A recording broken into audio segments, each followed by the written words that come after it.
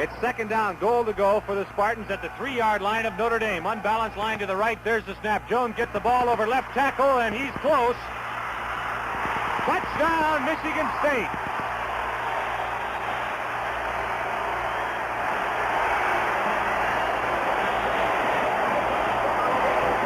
Clinton Jones goes 3 yards off left tackle for the score for Michigan State. And the Spartans now take the lead, 6-3 with 6:50 remaining here in the third quarter. He's locked, rolls to his right. He's looking to throw, fires out here, and it is intercepted at the 19-yard line by Michigan State. Number 20, Jim Summers, got that ball for the Spartans. A great interception, I might add, by Jim Summers. He scooped that ball right off the ground.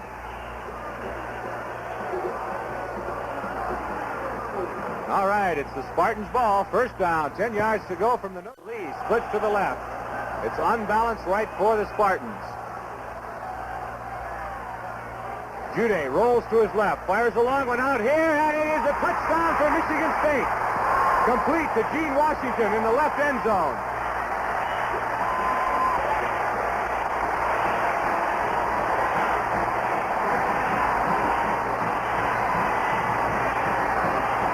Touchdown, Michigan State. Let's check and see if that was Washington or Dwight Lee. That was Dwight Lee, number 34, and not Washington, number 84.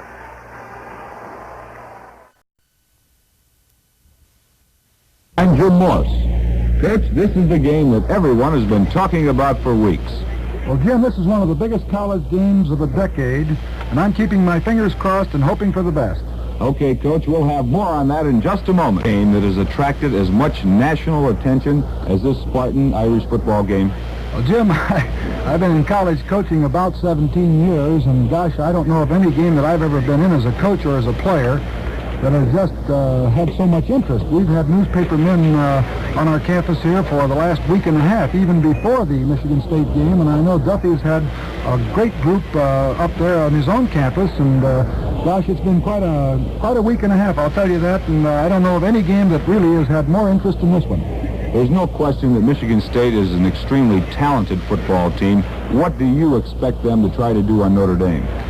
Well, Jim, I'll tell you, one of the strong points about this Michigan State football team is the great balance that it has. As a matter of fact, offensively, I think that they're better balanced than they were a year ago. I think in ends, Alan Brenner and, of course, the great Gene Washington, I think they have more speed than they had last year. Washington was playing a year ago, and a boy by the name of Probstel, who isn't quite as fast as Brenner.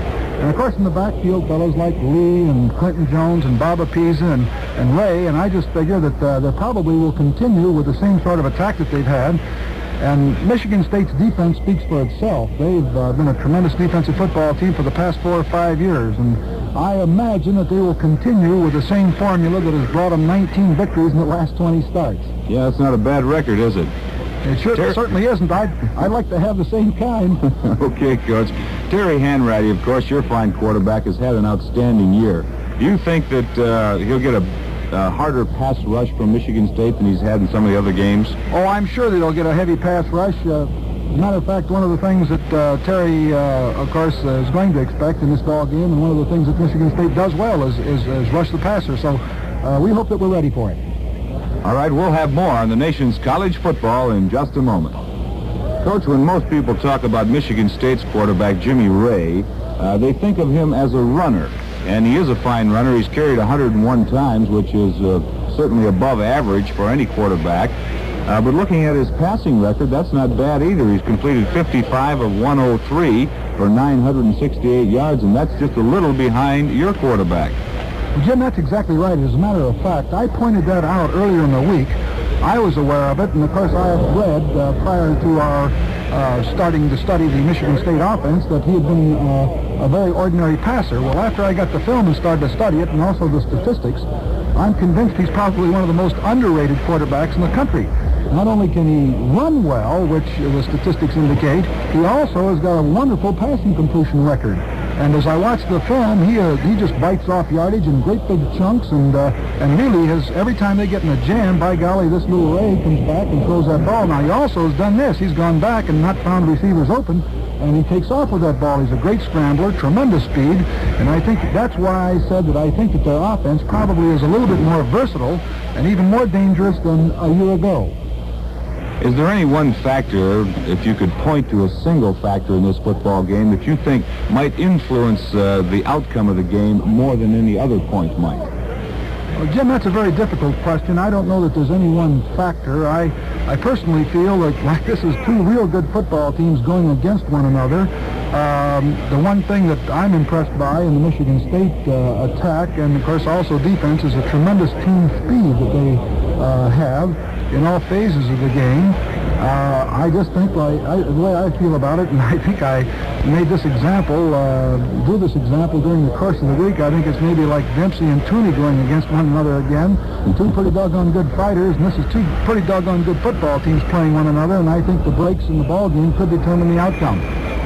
Well, in Clinton Jones, the halfback from Michigan State, they've got one of the finest runners in collegiate football. He's rushed for 771 yards, 771 yards, I should say, for an average of 5.1. And Notre Dame's Nick Eddy has rushed for 498 yards for an average of 7.4. How would you compare these two runners? Well, I think they compare favorably, Jim. Both boys are outstanding runners. I think Jim's, Nick Eddy's statistics are a little bit misleading in a sense, because he has, the statistics do not bear out the number of punt returns and kickoff returns, I should say, that Nick has had. He's broken 2 of them for us, and he's had several long pass receptions, so his yardage is excellent for us. And Clinton Jones, too, of course, has been the mainstay in this Michigan State attack for about 3 years now, and I would say that the fans are going to get to see 2 of the fine runners in collegiate football today. Coach, the Michigan State big defensive end, Bubba Smith, has sometimes switched to middle guard. Do you attach any special significance to that move? Well, Jim, they really use a multiple defense. As a matter of fact, I don't know of any football team that we've ever scouted or played against that has the multiple aspect and also the personnel changes. For example, they'll operate out of a 4-man line, a 5-man line, 5 men down with an even look, a 6-man line. And, of course, they'll take their personnel and shift it around. This is one of the things that has made this Michigan State team difficult to move the ball on with any degree of consistency. Bubba Smith has played end, he's played tackle, he's played over the guards, he's played over the center at one time. And you never know where he's going to be. And, of course, we have to be prepared for any situation. And I'll say one thing, that this team, the Michigan State team, has one of the most, I think, the toughest defense that we've ever played against, and of course they demonstrated this a year ago, and it's going to be a tough one to attack. Well, Coach, in moving Bubba into the center, do you think he's a tougher there, or is he a tougher as a defensive end? Well, I said during the course of the week that regardless of where he's playing, that you're aware of his presence, and certainly by his size and his weight, and whether he plays over the middle or whether he plays at end, I'll say this, that he's a tough football player that he has to be contended with. I suppose he'd be more familiar with the end position because that's where he's played more often, but in any eventuality, we know that he's going to be there, and we're going to have to cope with him. Well, Coach, in just a few minutes, you'll be playing Michigan State. Certainly, best of luck to you, regardless of the outcome. I know that fans all over the country are really, really looking forward to this football game. Thank you very much, Jim.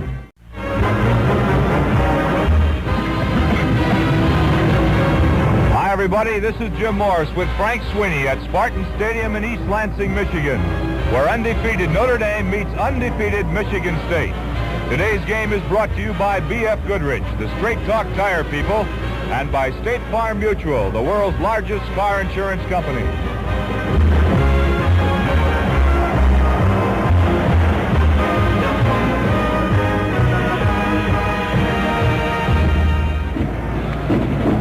Well, everyone seems to agree that this is the dream game of the century. Notre Dame is ranked #1 in the country, and the Spartans are in the #2 position. Both teams are undefeated, and even if the above were not factors, this rivalry between Michigan State and Notre Dame has grown to tremendous proportions. Anytime these two teams get together on a football field, anything can happen, and usually does. Both teams are solid offensively and defensively. Notre Dame's first-string defense has allowed the opposition only one touchdown in 8 games, and the offense has averaged 37.6 points per game. Michigan State has allowed its opponents 9.9 points a game and scored an average of 31.4 points a game. And as I said a moment ago, it all adds up to the game of the century. And now let's go down to the field for our national anthem.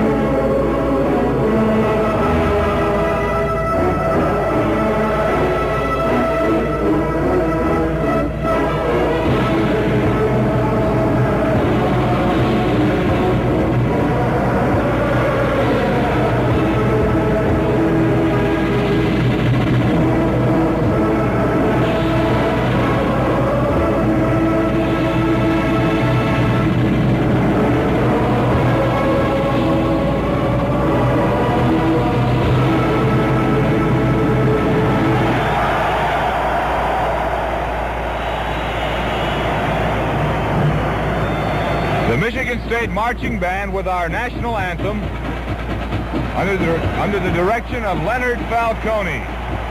Well, the weather here at Spartan Stadium is cloudy and cold with a temperature at 33 degrees. The wind from the northeast at 8 miles per hour, and that should not be much of a factor this afternoon. The field is dry and in good condition, and we expect no rain. And now here to bring you all the latest color and the starting lineups for this big football game is my broadcast partner, Frank Sweeney. Thanks, Jim. Well, this is the game that everybody's been looking forward to, a game that probably has never been matched before in history. This is Happy Birthday, Merry Christmas, New Year's Eve, the Mardi Gras, all rolled into one. It's a packed house, and they're all ready for the excitement that will naturally go with a game such as this. For Michigan State, the starting offensive lineup will go something as follows. At left end for the Spartans, number 86, Alan Brenner. He's from Niles. He's 196 in weight, stands 6 feet 1, 18 years old, a sophomore. At left tackle for Michigan State, Joe Przybicki, wearing number 79, from Detroit. He is 239 pounds, 6 feet 1, 20 years old, and he is a junior. At left guard, Tony Conti, number 67, in his green shirt this afternoon. And that cheer in the background is for the partisan Notre Dame fans greeting their squad as they come on the field. Larry Smith is from Chicago's St. Rita High School, 194 pounds, 6 feet 1, 20 years old. He's a junior. At right guard from Essexville, Michigan, 201 pounds, Dave Techlin, wearing number 68 today, 5'11", 19-year-old junior. At right tackle for Michigan State, Jerry West, 214 pounds, wearing number 77. He's from Durand, stands 5'11", is 21 years old, and he is a senior. At right end will be a fellow that we expect to hear his name mentioned quite often this afternoon, one Gene Washington. Washington wears number 84. He stands 6 feet 3, weighs 219 pounds. He is a senior from LaPorte, Texas. At quarterback, a real scat back, a real fast little guy, Jimmy Ray, weighs 171. He will wear number 16. He's 5 feet 10, 20 years old, just a junior, from Fayetteville, North Carolina. At left halfback, Dwight Lee, number 34, 194 pounds, 6 feet 2, 20-year-old junior from New Haven. At right halfback, Clinton Jones, 201 pounds, 6 feet even, 21-year-old senior. He weighs in at 201 pounds and will wear number 26. At fullback, a sophomore from Detroit, Regis Cavender, 5'10", 19 years old, weighs 185. That is the starting lineup for Michigan State today. I'll have the Notre Dame lineup in a moment. Right now, here's a thought for you from B.F. Goodrich. Now for the number 1 team in the nation, the University of Notre Dame. At the split end, Jim Seymour. A healthy Jim Seymour we trust today. 6 feet 4, 205 pounds, 19-year-old sophomore from Berkeley, Michigan. At left tackle will be Paul Seiler. Seiler wearing number 71. As is usual, he's 6'4", 235, 20-year-old senior from Algona, Iowa. At left guard will be Tom Regner, wearing number 76. Regner is 6 feet 1, 245 pounds, 22 years old, a senior from Kenosha, Wisconsin. At center for the Fighting Irish, as usual, will be George Gedeke, a senior from Detroit, 6 feet 3, 228 pounds, 21-year-old senior. And at the right guard will be Dick Swatland. Swatland today, also as usual, will wear number 59. He's 6'2", 225, 20-year-old senior from Stamford, Connecticut. At right tackle will be Bob Kuchenberg. Kuchenberg today will wear number 75, 6'2", 225, 18-year-old sophomore from Hobart, Indiana. At the tight end will be Don Gamitter. Gamitter is 6'2", 210 pounds, 20-year-old senior from Pittsburgh. At quarterback, of course, Terry Hanratty, the great star of the Fighting Irish this year, who's given them a passing attack that is really something, from Butler, Pennsylvania, the 18-year-old sophomore who stands 6'1" and weighs 190 pounds. At left halfback will be Nick Eddy, everybody's All-American. Nick, of course, is from California. He claims Lafayette, California, and Tracy, California, giving them equal time. 6 feet even, 195, 22-year-old senior. At the right halfback will be Bob Blyer. Blyer, a junior from Appleton, Wisconsin, 5'11", 185, and 20 years old. And at fullback will be Larry Conjar. Conjar, 6 feet even, 212 pounds, 20-year-old senior from Harrisburg, Pennsylvania. That is the starting lineup for the Fighting Irish. The Irish won the toss. They have elected to receive. They will defend the goal to our right, the south goal. Michigan State will be kicking off and moving from our left toward our right. Michigan State this afternoon in white football pants, green helmets, green jerseys, big white numerals. The Fighting Irish in their traveling white jerseys, blue numerals, gold pants. It's a crisp afternoon, 33 degrees. It's going to be a dandy, head-knocking football game, we're sure of that. The number 1 team in the nation, the number 2 team in the nation, and your number 1 sportscaster for ABC, Jim Morse. Thank you very much, Frank Sweeney. The officials for this afternoon's game, the referee is Howard Wirtz. The umpire is Bob Hepler. The headlinesman is William Makepeace. The field judge, Ed Bronson. And the backfield judge is Jerry Markbritt. As Frank told you, Notre Dame won the toss, elected to receive. They'll defend the goal to our right, which is the south goal. Michigan State will kick off and defend the goal to our left, which is the north goal, as we sit on the left, or on the west side of the field, high in the press box. Dick Kenny, number 42, will be kicking off for Michigan State. Going back deep for Notre Dame. In the center is Rocky Blyer. On his right is Quinn, and on his left, Bob Gladjo. And this football game is just about to get underway. People have called it the dream game of the century. And in my long association with football, I can't think of any game that has ever attracted the national attention as this game has. Dick Kenny at the 40. And he's ready. There's the kick. High end over end.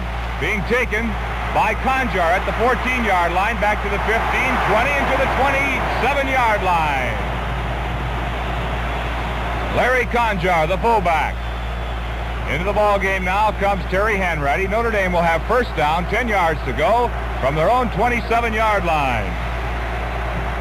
Jerry Jones made that tackle for Michigan State.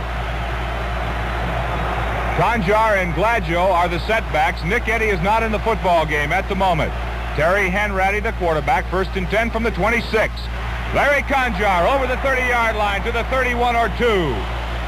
That Notre Dame lineup now is Seymour, Seiler, Regner, Gedeke, Swatland, Kuchenberg, and Gamitter. In the backfield, Terry Hanratty, Bob Gladjo, Larry Conjar, and Rocky Blyer. That tackle for Michigan State was made by Bailey and Gallinaw.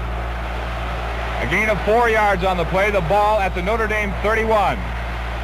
Gladjo and Seymour are to the right. 2nd and 6. Handoff goes to the right halfback, and he's up to the 35-yard line. Number 28, Bob Blyer. He's tackled by George Webster, right just shy of the 35-yard line. Defensively now for Michigan State, we have Bubba Smith, Chuck Bailey, Pat Gallinaw, Jeff Richardson, Nick Jordan, and Phil Hoig. The linebackers are Charlie Thornhill and George Webster.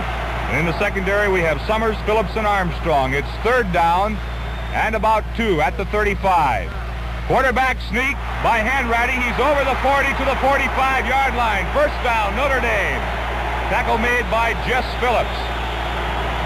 Jim, they're not double-teaming Seymour, but I noticed that Phil Hoig is really giving him a hard check on the line of scrimmage. Of course, Seymour hasn't been going for any passes so far, but that's an indication of what we can expect.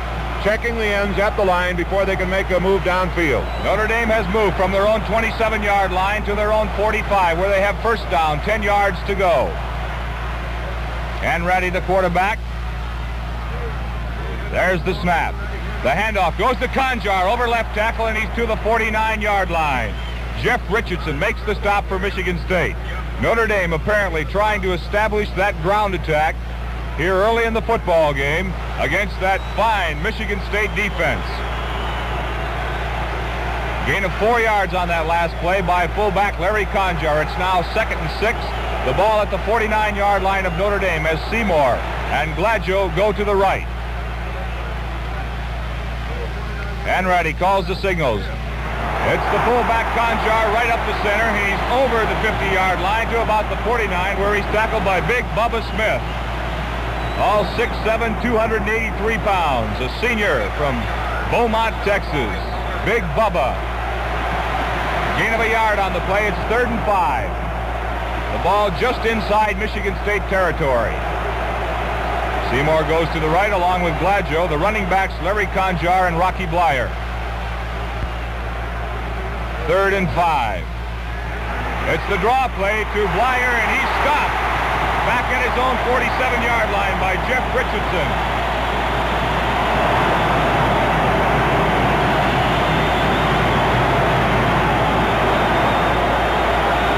That'll be 4th down, Notre Dame. The ball now at their own 47-yard line, and that'll bring in the kicking team.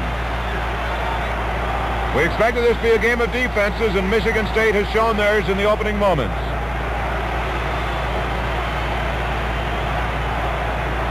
Kevin Hardy is back to kick for Notre Dame. Brenner back to receive for Michigan State. Hardy gets the kick away. It's a beauty. High spiral taken at the 13-yard line by Brenner. And he's brought down by Gladjo back at the 11-yard line on a beautiful defensive play by Bob Gladjo. And that's a new one. We haven't seen it this year. Kevin Hardy back to punt for Notre Dame. A left-footed boomer and moves the ball back to the 11-yard line of Michigan State. There are 11 minutes and 13 seconds remaining here in the first period of play. For Michigan State, that front 7, a 40-yard kick that time by Kevin Hardy. Time in now for State Farm Mutual. When play is resumed, Michigan State will have control of the football. 1st down, 10 yards to go from their own 11-yard line. Offensively for the Spartans, the left end is Al Brenner. The left tackle, Joe Presbicki. The left guard is Tony Conti. The center, Larry Smith. The right guard, Dave Tecklin. At right tackle is Jerry West, and at right end, Gene Washington. In the backfield, Jimmy Ray, Dwight Lee, Regis Cavender, and Clint Jones. 1st and 10 from the 11. Jimmy Ray keeps the ball himself, and he's knocked down immediately behind the line of scrimmage by John Horney at the 9-yard line. Defensively for Notre Dame, we have Tom Rhodes, Pete Duranko, Kevin Hardy, and Alan Page, the front 4. The linebackers are John Pergine, Jim Lynch, John Horney, and Dave Martin. In the secondary, we have Tom O'Leary, Tom Shane, and Jim Smithberger. A loss of 2 on the play. It's 2nd down and 11. The ball at the Michigan State 9. We said it would be a head-knocking football game, and that's exactly what it is, Jim. 2nd down, back to you. Out of the huddle comes Michigan State with 2nd and 11 at their own 9-yard line. Jimmy Ray, the quarterback. There's the snap. He's back to pass. He looks, and he fumbles the football. It's recovered by Michigan State back at the 4-yard line. Alan Page had a great deal to do with that fumble because he actually knocked the ball loose of Jimmy, and Jimmy had a fall on it there. Regis Cavender, the fullback, recovered that ball for Michigan State on his own 4-yard line. He's in the ball game, replacing Bob Apiza at fullback. Dave Tecklin in at right guard. Pruitt comes out. Apparently, Duffy Doherty calling the plays here for the Spartans. It's 3rd down, 17 yards to go. The ball at the 4-yard line of Michigan State as the Spartans are now out of the huddle. Flag on the play. Delay a game against Michigan State. Well, this being the type of a ball game it is with this type of crowd, Jim, we already can see that they're going to cheer no matter what happens. There's going to be partisanship cheering, and they're right down there in front of a great bunch of Notre Dame students, so anything going against Michigan State right here now is going to draw their chorus. And Jimmy Lynch, the Notre Dame captain, calls the defensive signals. It's Michigan State's ball, 3rd and 19 from their own 2-yard line. Jimmy Ray calls the signals. Option play. He keeps the football. He's got it. He's outside the 5 to the 7-yard line and knocked down by Tom O'Leary. And we have another penalty marker on the play. It's a clip against Michigan State. Undoubtedly, at this point, Notre Dame will decline because it'll be a 4th down and still long yardage. The ball is at the 8. As you might expect, these teams are so keyed up that the adrenaline has to be running at a high rate down there. This is the kind of a game that has everyone's attention. People were vying for tickets to get in here. They would do almost anything for the tickets. I'd like to pass along the word, though, that one of the most interesting things about getting tickets was a good friend of ours, Wally Phillips, a disc jockey back in Chicago, had some tickets through a good friend, Bill Randall, down in South Bend, who has Randall's Inn, the spot for a lot of fans, and he gave away through his broadcast. So they're there today. Notre Dame refuses the penalty. It'll be 4th and 14. Kenny in to kick now for Michigan State. Tom Shane back deep at his 50, at the 50-yard line. There's the kick. It's away. It's rather short. Bounces at the 45 into Notre Dame territory, and it's going to go all the way down to the 40-yard line. Now inside the 40 to the 38. A good kick that time by Dick Kenny. It was rather short, but Shane could not get up to it, so he had to let it bounce, and it took a fine Michigan State bounce and traveled 54 yards. So Notre Dame will have the football. 1st down, 10 yards to go from their own 38-yard line as Terry Hanratty comes back in the football game. And now here's Frank Sweeney for B.F. Goodrich. When you go to buy tires, Notre Dame has the football. 1st and 10 from their own 38-yard line. Nick Eddy, the great Notre Dame halfback, has seen no action thus far, and I guess we can tell the story now. Yesterday, getting off the train here in East Lansing, Nick did slip and fall and re-injured his right shoulder. We were told before the football game that he would not start. However, he is expected to see action this afternoon. He's being replaced, of course, by sophomore Bob Gladjo from Louisville, Ohio. Just a sophomore, 19 years old, 5'11", 185. Notre Dame out of the huddle with Gladjo to the right. It's 1st and 10 from their own 38-yard line. Seymour is to the left. There's the snap. Hanratty goes back to pass. He throws, and it's incomplete at the 45-yard line. The pass was intended for Rocky Blyer. Defending on the play was number 39, Drake Garrett. So with 8 minutes, 35 seconds remaining in the 1st quarter, we have no score. 2nd down and 10. Notre Dame's ball at their own 38. Gladjo to the right, Seymour to the left. Hanratty, the quarterback. Blyer, one of the setbacks. It's a screen pass, incomplete, intended for Blyer at his 30-yard line.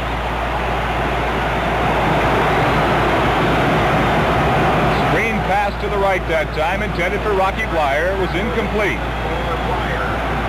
Good defensive coverage over there by Michigan State. They reacted very well to that screen pass. Bubba Smith had the pressure on him, coming in there with those big arms of his played in the air, but the pass just couldn't hit the mark. So here we go again. 3rd down and 10. The Fighting Irish and Jim Morse. Big play for Notre Dame. At their own 38-yard line, Blyer comes to the left, Seymour to the right, and now Gladjo goes into the slot on the right side. Hanratty calls the signal. He goes back to pass. He's being rushed. He gets away from one tackler. He now throws, and it's complete to Gladjo at the 36-yard line of Michigan State. He's tackled immediately down there by Jess Phillips. Beautiful work by Gladjo that time. The sophomore was being guarded along the sidelines, saw the pass was going to be a little bit short, saw it before his defender did, came back about a step and a half and pulled it in at the 36. 26 yards on the play, going from Hanratty to Gladjo. It's 1st and 10, Irish at the Michigan State 36-yard line as Seymour and Blyer come to the left side. Hanratty calls the signals, hands the ball to Gladjo, and he's to the 35-yard line, a gain of a yard on the play. He's knocked down by Pat Gallinaw. Also in on the tackle over there, big linebacker George Webster, 6'4", a senior, 218 pounds. Anderson, South Carolina. Well, so far this football game has been played in the Michigan State half of this football field, Jim. The Spartans haven't been able to move. The Irish have maintained the ball for the most of the period. 2nd down 9, the ball just outside the Michigan State 35-yard line. Seymour is split to the left. Hanratty gets the ball. He goes back to pass. He's going to run around the right side now. He cuts inside the 35 and is knocked down at the 33-yard line. Chuck Thornhill making the tackle for Michigan State. Thornhill, the left side linebacker. Gain of about 2 on the play. It'll be 3rd and 7. The ball now at the 33-yard line of State. 6 minutes, 53 seconds remaining in the first quarter as Jim Seymour splits to the left. Blyer is in the slot to the left side.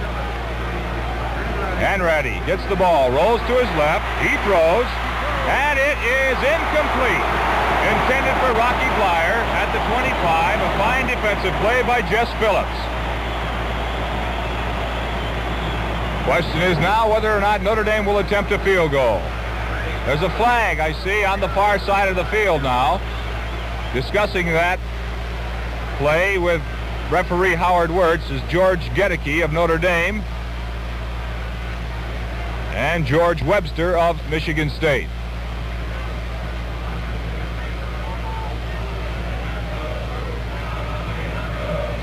We have no official indication now as all of the officials get in on the huddle.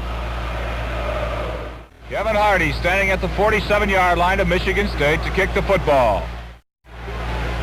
There's the snap. It's low. He catches it on first bounce. He's going to run with it. Now he throws it. And it's incomplete to no one down at the 10-yard line. Of course, we're going to have several people. There's a flag on the play. All of the Notre Dame linemen, of course, were downfield. That will be ineligible receiver downfield will be called against Notre Dame. That pass from center was caught on first bounce by Kevin Hardy. Gedeke limps as he goes off the field on the far side. He's out. That will be a blow for Notre Dame. The penalty against Notre Dame is declined, so Michigan State will take over. First down, 10 yards to go from their own 33. I formation. Clinton Jones, the deep man in the I. Jimmy Ray, the quarterback. There's the snap. The handoff goes to the fullback, and he's knocked down immediately at the line of scrimmage by Jimmy Lynch. Dwight Lee was the ball carrier to the 34. Gain of a yard on the play, so it'll be 2nd and 9. The ball at the 34 of Michigan State. George Gedeke is over on the sidelines now taking some snaps. Michigan State out of the huddle with 2nd and 9 at their own 34. Jimmy Ray gets the ball, goes to his right. He wants to throw. He completes it at the 40-yard line, and rolling on to the 45-yard line goes Dwight Lee. The tackle is made by John Horney and Jim Lynch. First down, Michigan State. That's the first down for Michigan State so far, Jim. 5 minutes and 43 seconds remain in the first quarter. The ball is right at the Michigan State 45-yard line. Out of the huddle now come the Spartans.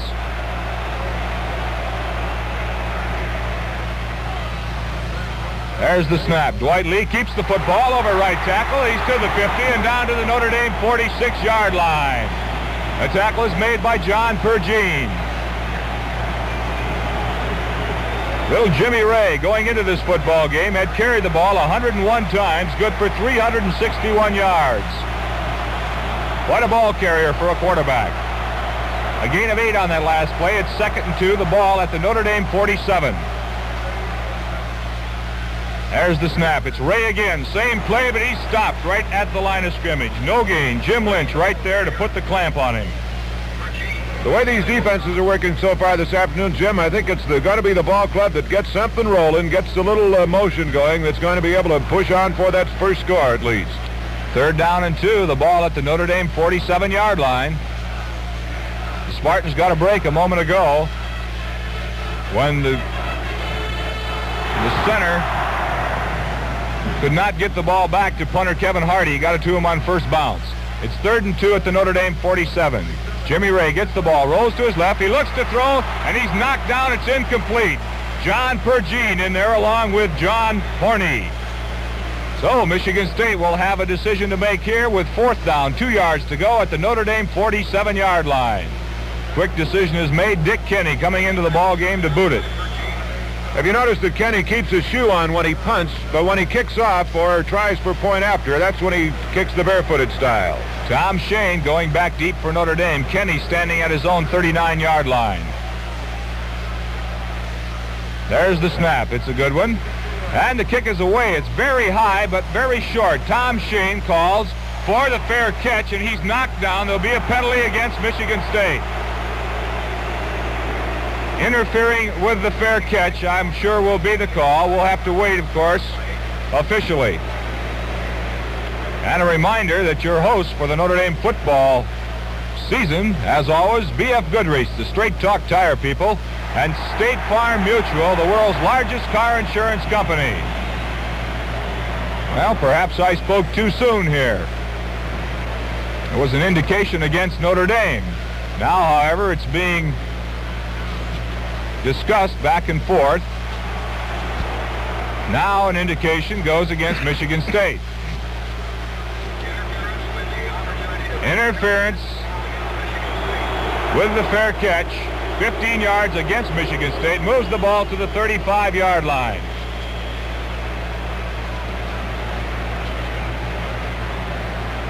You know, Jim, we get a lot of telegrams, and I'll talk about that later. They're back to action. You take it. Tim Monty is in at center for Notre Dame, replacing Gedeke. It's 1st and 10 Irish from the 35. Handoff goes to the fullback, Larry Conjar, over left tackle. He's out to the 38-yard line. And Shane, or check that, Coley O'Brien is in at quarterback for Notre Dame. Oh, of course, the natural question there is what has happened to Terry Hanratty. Coley O'Brien in for Notre Dame. It's 2nd down. 8 yards to go. Notre Dame from their own 37-yard line. As O'Brien is under the center, there's the snap. He's back to pass. He throws, and it is incomplete. At the 50-yard line, the pass was intended for Rocky Blyer. Defending on the play was Jess Phillips. O'Brien threaded the needle perfectly. He had that right between the two defenders, but Rocky just couldn't hold on to it. Jim, you go ahead. I'm going to take a look across the way and see if I can find out what's going with Hanratty. All right, Frank, it's 3rd down, 8 yards to go. Notre Dame from their own 38-yard line. Tim Monty in at center, replacing George Gedeke, who apparently is out with an ankle or leg injury. All right, Gladjo goes to the right side. Jim Seymour is split to the left. Coley O'Brien is the quarterback. He calls the signals. There's the snap. He's back to pass. He's being rushed. He throws. It's complete out here to Gladjo. However, he's dropped right at the 35-yard line. There's a penalty marker on the play.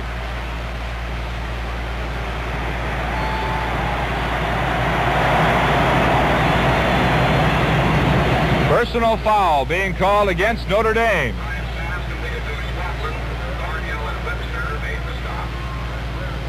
The ball is at the 35-yard line. And the penalty being discussed with George Webster. And the penalty is declined by Michigan State. Kevin Hardy standing at his own 20-yard line to kick the football. Last time he got a bad snap, and he gets a rather low one this time. However, he gets it, gets the boot away, and it's a good one. Long spiral. Fair catch called for back at the 27-yard line by Phillips. Let's pause now, 10 seconds for station identification. This is KSO 1460 in Des Moines. We have fair skies and 30 degrees.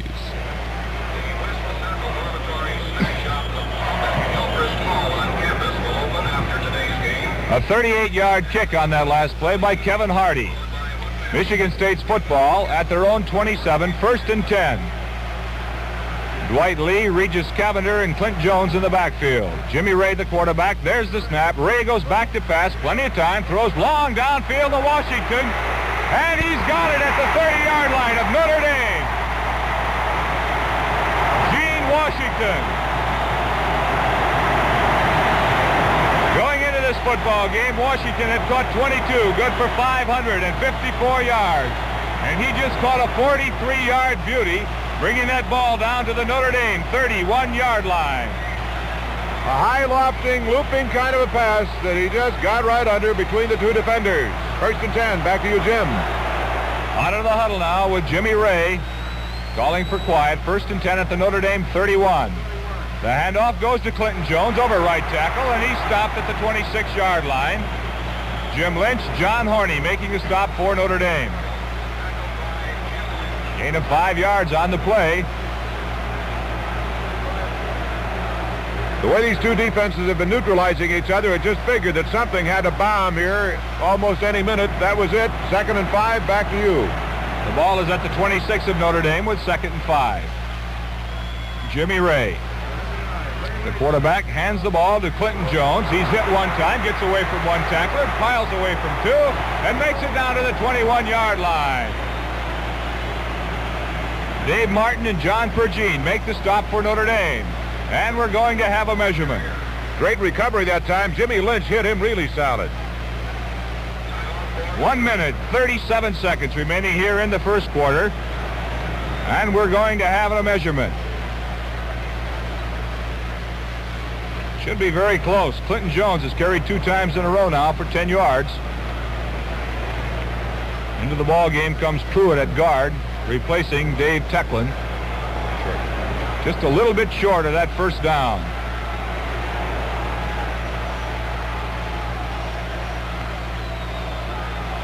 Ball is at about the 21.5-yard line.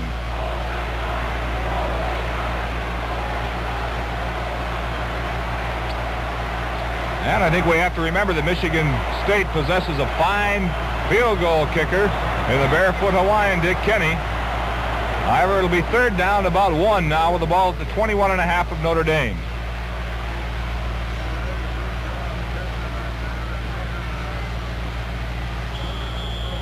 There's the whistle from referee Howard Wirtz, and we're ready to go. 3rd and 1. Jimmy Ray gets the ball. He keeps it himself. He's brought down as he tries right tackle, and he is very close to the first down. Tom Rhodes making the stop along with John Horney. And getting up off the bottom is Pete Duranko. And we'll have another measurement. Listen to this word now from B.F. Goodrich. Chances are you're confused about how to get the best tire to fit your driving needs and still get a tire that doesn't cost any more than it has to. Well, a B.F. Goodrich tire dealer can end your confusion. He'll let you work the BFG Tire Calculator, a unique device that sizes up the way you drive and gives you a clear picture of which tough BFG tire suits you best, costs you least. So before you buy new tires, get your hands on the Tire Calculator at B.F. Goodrich, the straight talk tire people. Dave Tecklin comes in with a play from Duffy Doherty. The measurement was short. They lack about a foot of the first down. It's 4th and less than a yard to go, Michigan State. Out of the huddle they come, and they will not attempt a field goal. In that backfield, we have Jones, Cavender, and Lee, along with quarterback Jimmy Ray. It's 4th down, less than a foot, the ball at the Notre Dame 21-yard line. Jimmy Ray on the quarterback sneak. He's got the first down inside the 20.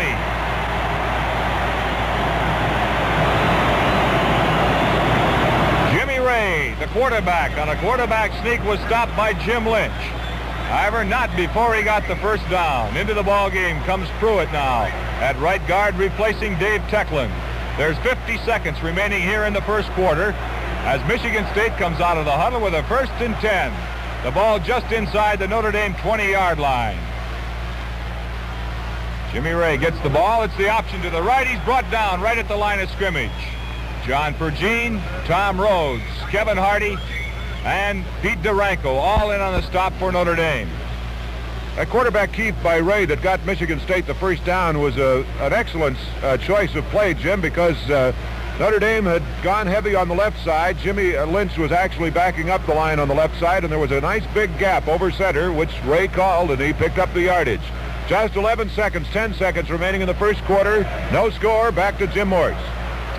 Out of the huddle come the Spartans with 2nd down and 10. The ball just inside the Notre Dame 20-yard line. The whistle blows. And let's see what we have.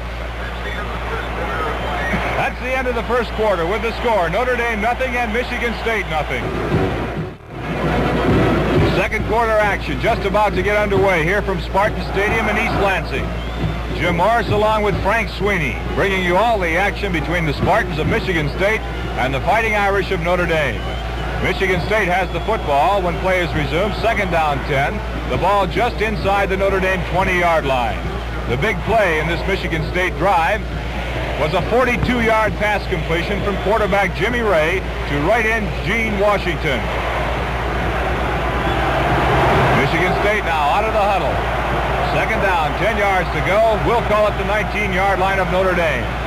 Ray calls the signals, gets the ball, hands it off to number 25, his fullback Cavender, and he's inside the 10-yard line. Regis Cavender, just a sophomore from Detroit, Michigan, is tackled by Jim Smithberger. But it's first down. I believe, no, we're going to have a measurement. Very close once again. Well, Jim, if history repeats itself, Notre Dame on several occasions has been scored upon, only to seem to fight back all the harder to realize they're down in points and come back charging. Perhaps that's what will happen here should Michigan State go on to score. Michigan State does pick up the first down. 1st and 10 at the 9.5-yard line. First down, goal to go. Michigan State, the ball at the 9-yard line of Notre Dame. Out of the huddle come the Spartans. In that backfield we have Lee, Cavender, and Jones. There's the snap. The handoff goes to Cavender over left tackle. He's inside the 5-yard line. The tackle made by Smithberger and Page and Lynch. But not before Cavender picks up 5 yards. Duffy isn't missing a piece when he's got a fullback in there like Cavender who can bull his way the way he's been doing. Here's the score to pass along. First quarter, Purdue 7, Indiana nothing. 2nd down, goal to go. Michigan State the ball at the 4.5-yard line of Notre Dame. Jimmy Ray calls the signals. There's the snap. The handoff goes to his right halfback Jones over left tackle. No gain on the play. Pete Duranko along with Kevin Hardy making the stop for the Irish. Jim Lynch also in there and gets a pat on the seat from Clinton Jones, the ball carrier. The ball is right at the 4-yard line now. It'll be 3rd and goal to go from that point. Out of the huddle comes Michigan State once again. They've got a powerful football team. Jimmy Ray, their quarterback, calls the signals. There's the snap. Cavender gets the ball. Touchdown over right tackle.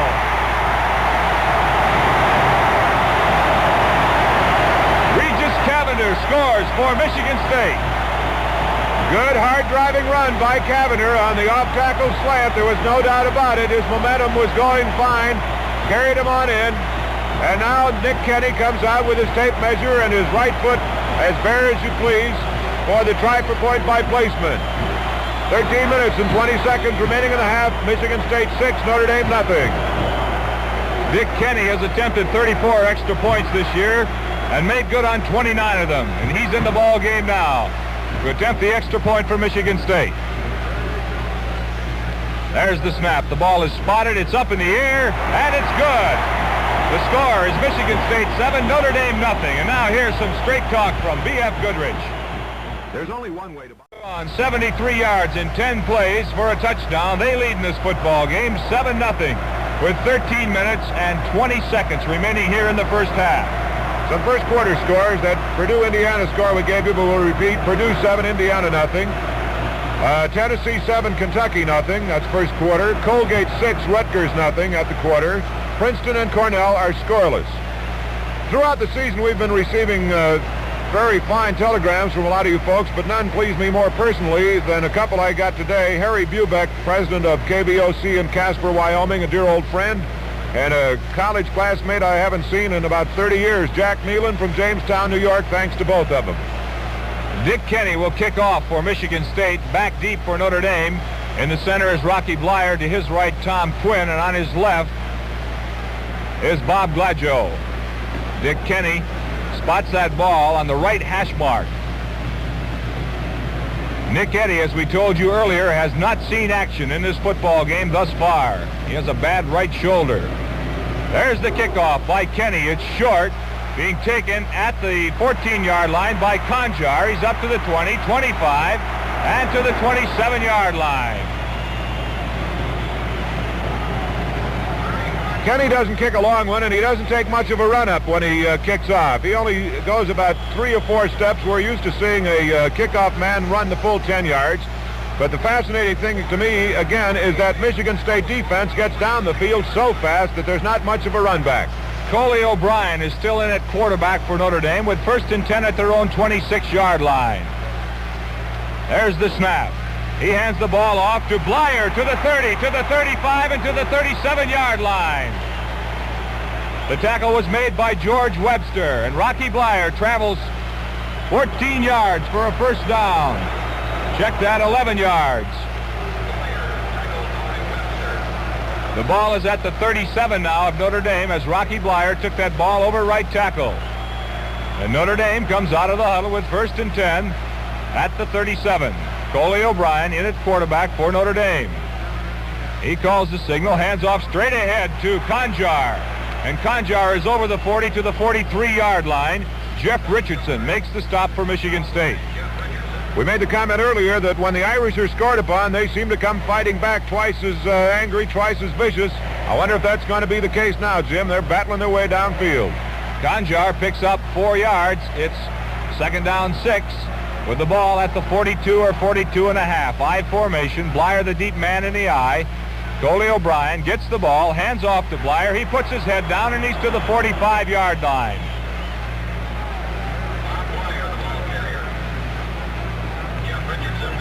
Richardson in on the stop for Michigan State. Phil Hoig also in on the stop. Brian Stenger now comes in for Notre Dame. Going out of the ball game is Don Gamitter at the tight end position. It'll be 3rd down and about 3.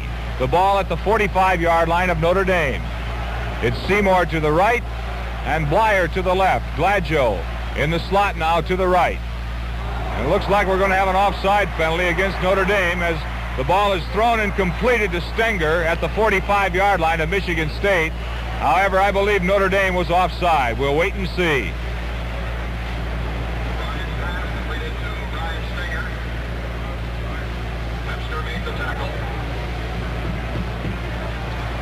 Three flags on the field. No question that we're going to get a penalty of some kind. It'll be Notre Dame offside. Don Gamitter back in the ball game at tight end, replacing Brian Stenger.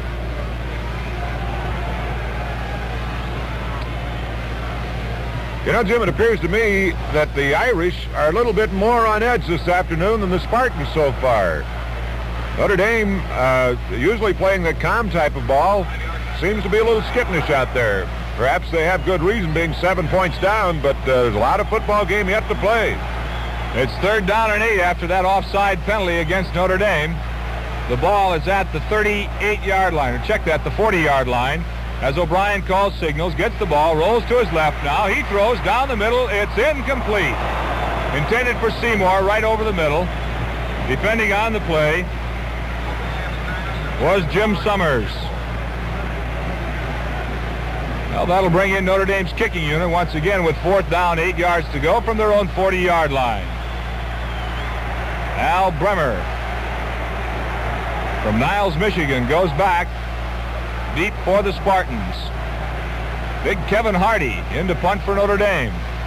First time this year we've seen him punt. There's the snap. He gets the kick away, and it's a good spiral this time, and it's Brenner.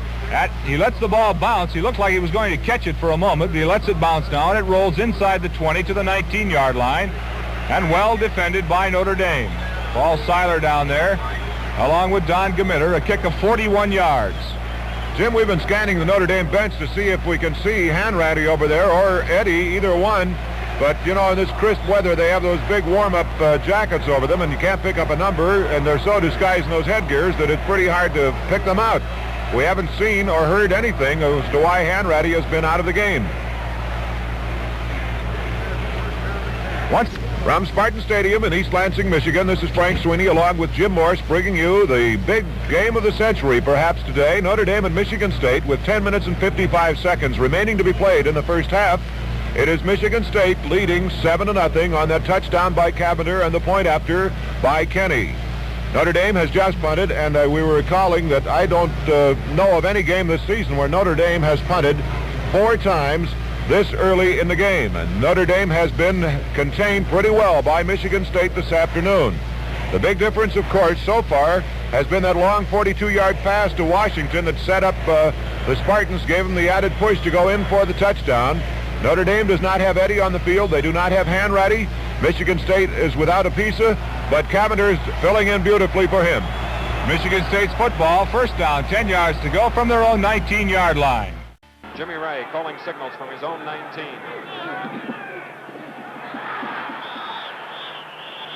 Senior Clint Jones stopped in a hurry. He's the number 1 rusher for the Spartans. Alan Page, number 81, the defensive right end for the awesome foursome up front for Notre Dame, made the play. There is no gain. It is 2nd down and 10, and there is Coach Duffy Doherty and his staff and players. Jimmy Ray, a junior quarterback, only 5 feet, 10 inches tall, 170 pounds.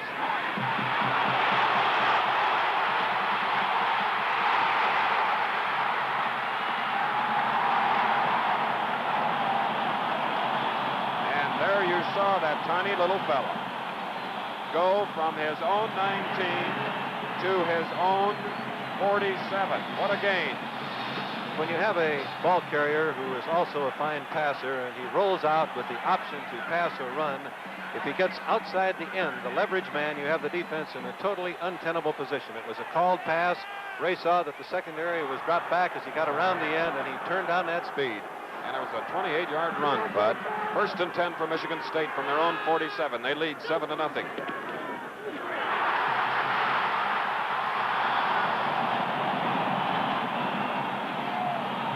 Dwight Lee, who was squirming and turning, number 34. If he could have turned one more time, he had a blocker ahead of him. But he didn't go all the way, but it's a first down at the Notre Dame 37.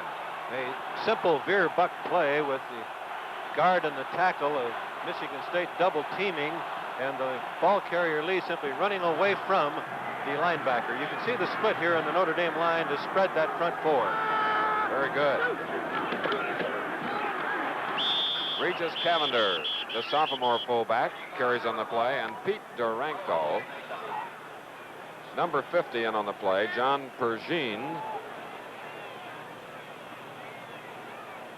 And the carry is to the 36, a gain of 1. So it'll be 2nd down and 9. Here's the Notre Dame defense, which includes Tom Rhodes, Pete Duranko, John Pergine, Tom O'Leary, Jim Lynch, John Horney, Kevin Hardy, Alan Page, Jim Smithberger, Dave Martin, and Tom Shane. Jimmy Ray. Interception.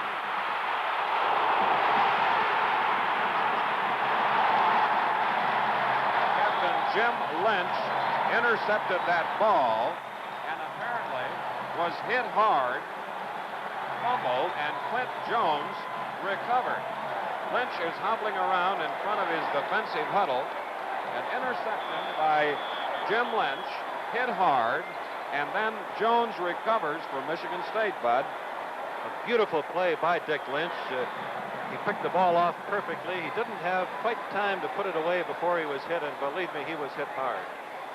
There he is, number 61, a grade leader from Lima, Ohio.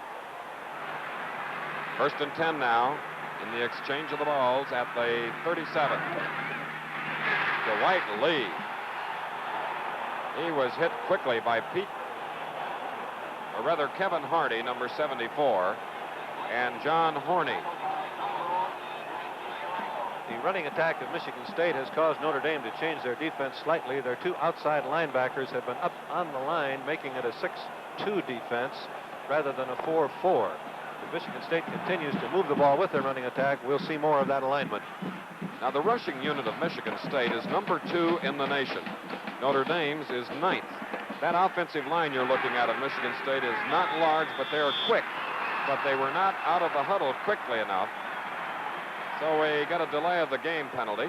You must snap that ball in 25 seconds after it's made ready for play. With the crowd noise that we have today, Chris, it's very difficult sometimes in the huddle to hear the quarterback. He doesn't want to call anything loudly enough for the defense to hear it, and there's tremendous volume and tremendous enthusiasm in this crowd. Now we have a split end to the far side for one of the few times, and it's Gene Washington as we look at Ray. Dwight Lee is a wingback. Washington. Tom O'Leary forced Washington, that split end, out of bounds, and stop action, Bud. Analyze it for us. When you have the kind of speed Washington does, the defensive secondary must give room. You can see O'Leary dropping back. Washington made the sideline cut, a perfect throw to Ray. His momentum took him out of bounds before he could turn upfield. Okay, Bud. Jimmy Ray now has thrown 5 passes. He has completed 3. Michigan State has 7 first downs to Notre Dame's 3. They have another first down, and it's at the Notre Dame 26. Clint Jones in the slot. Cavender carried on the play. Horney is number 51. 64 is Duranko for the Notre Dame defense. 81 is Page. 61 is Captain Jim Lynch. So Michigan State gained 1 yard to the Notre Dame 25. It'll be 2nd down and 9. Michigan State leads 7-0. 6 minutes, 17 seconds left in the first half. State scored after 1 minute and 40 seconds of the second quarter. Quick pass to Gene Washington. He was right at that spot, and Tom Shane, number 7, made the tackle, but a marker is down at the line of scrimmage. One of the Michigan State men moved back to protect the passer just before the ball was snapped, so it's illegal motion on the part of Michigan State. There you see the signal given by Howard Wirtz from Cincinnati, Ohio. The referee, and the down, of course, will be still 2nd down, but the yardage is going to be 2nd down and 14, and the ball comes back out to the 30-yard line. Michigan State marching 73 yards in 10 plays with the fullback, Regis Cavender scoring. Alan Brenner split to the near side. Brenner going out, double covered. Down the middle, Gene Washington. Washington covered by Tom Shane. So now it's a 3rd and 14. Videotape stop action coming up. They're in the wing set, unbalanced line. Washington appears to be open. Shane comes up. Had the ball not been drilled as hard as it was, he might have made the interception here because he certainly was in position to do so. The ball got through him. Washington has it on his fingertips, but can't quite hold it. You're watching the nation's number 1 and 2 teams battling it out here at the tail end of the season. 3rd and 14 for Michigan State. Brenner going out on a pass pattern. Ray being rushed by Kevin Hardy. Regis Cavender, the fullback, was in the area of the pass, and coming in defensively was Dave Martin, number 56. So now let's see if Michigan State, with a 4th down and 14, will try a field goal. Number 42 is in the lineup, Dick Kenny, who sort of sneaks up on the ball every time he kicks. There is his bare foot. He is a Hawaiian, and he'd much rather have it in the sand and surf than the Hawaiian waters. I'm sure it'd be a little warmer. From the 36, it's a 46-yard boot. It's long enough. It's good!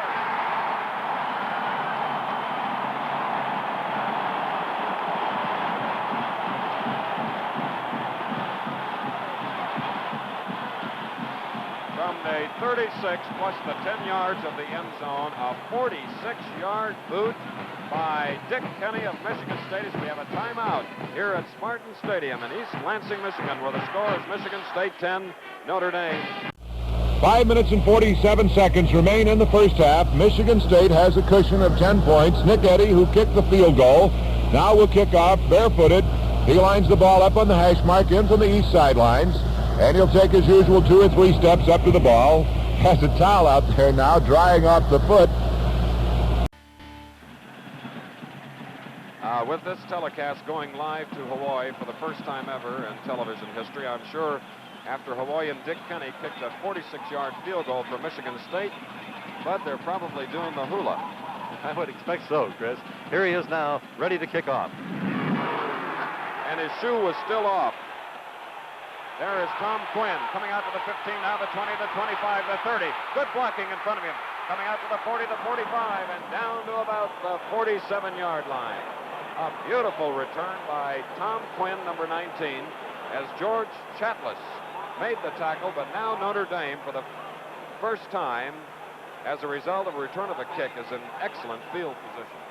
When you cover the kick with as much enthusiasm as Michigan State did, you have one wave. The Notre Dame blocking broke through that wave, which set up the fine return. Seymour split, Gladio flanked, Coley O'Brien fakes. Good protection, down the middle to Seymour. And Seymour has yet to catch a forward pass here today, as Notre Dame now has thrown 8. They have completed 2. That's only the second one that they have thrown to Seymour thus far. So it'll be a second down and 10 for the Fighting Irish from their own 46. A team that won 8 straight this year. Michigan State also undefeated with 9 victories. Gladio and Seymour to the near side at the bottom of your screen.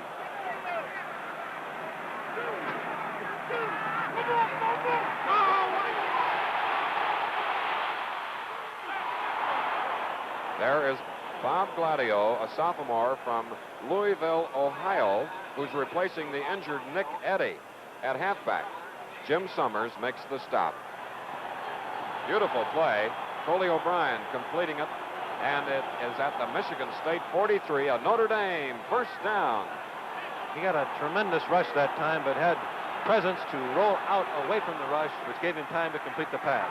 Slot formation, Blyer in the slot. Inside, Seymour. O'Brien. Conger blocking.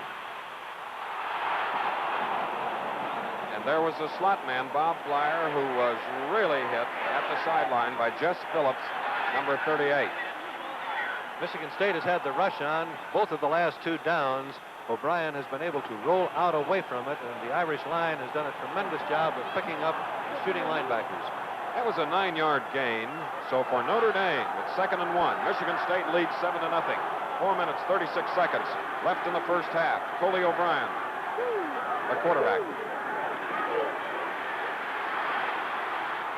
Deep is Gladio. Touchdown, Notre Dame.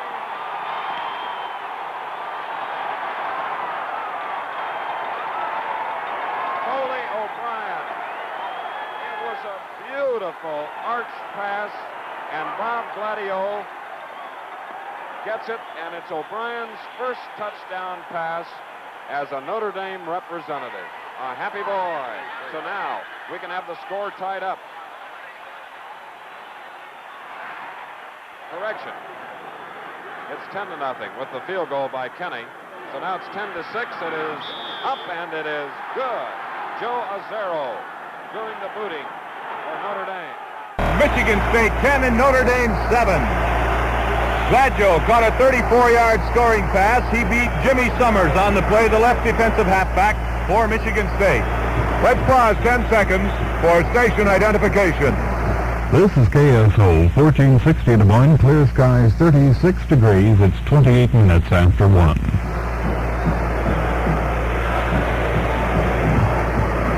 Jim, I mentioned that we get telegrams throughout the season, and I think I'm remiss if I don't mention so many folks in hospitals and rest homes throughout the country also listen to our broadcast, and we hope enjoy them. One of those in particular I'd like to pass along my best wishes to is my own dear mother in Peoria. 4 minutes and 30 seconds remaining. We're snugged up at 10-7. Michigan State still in the lead. Azaro kicks off for Notre Dame. It's right down the middle. Taken at the 14-yard line, back to the 15, 20, 25, and to the 32-yard line goes Frank Waters. So with 4 minutes, 24 seconds remaining in the first half of this football game, Michigan State has the lead. By virtue of the field goal of Dick Kenny a few moments ago, they have the lead 10-7.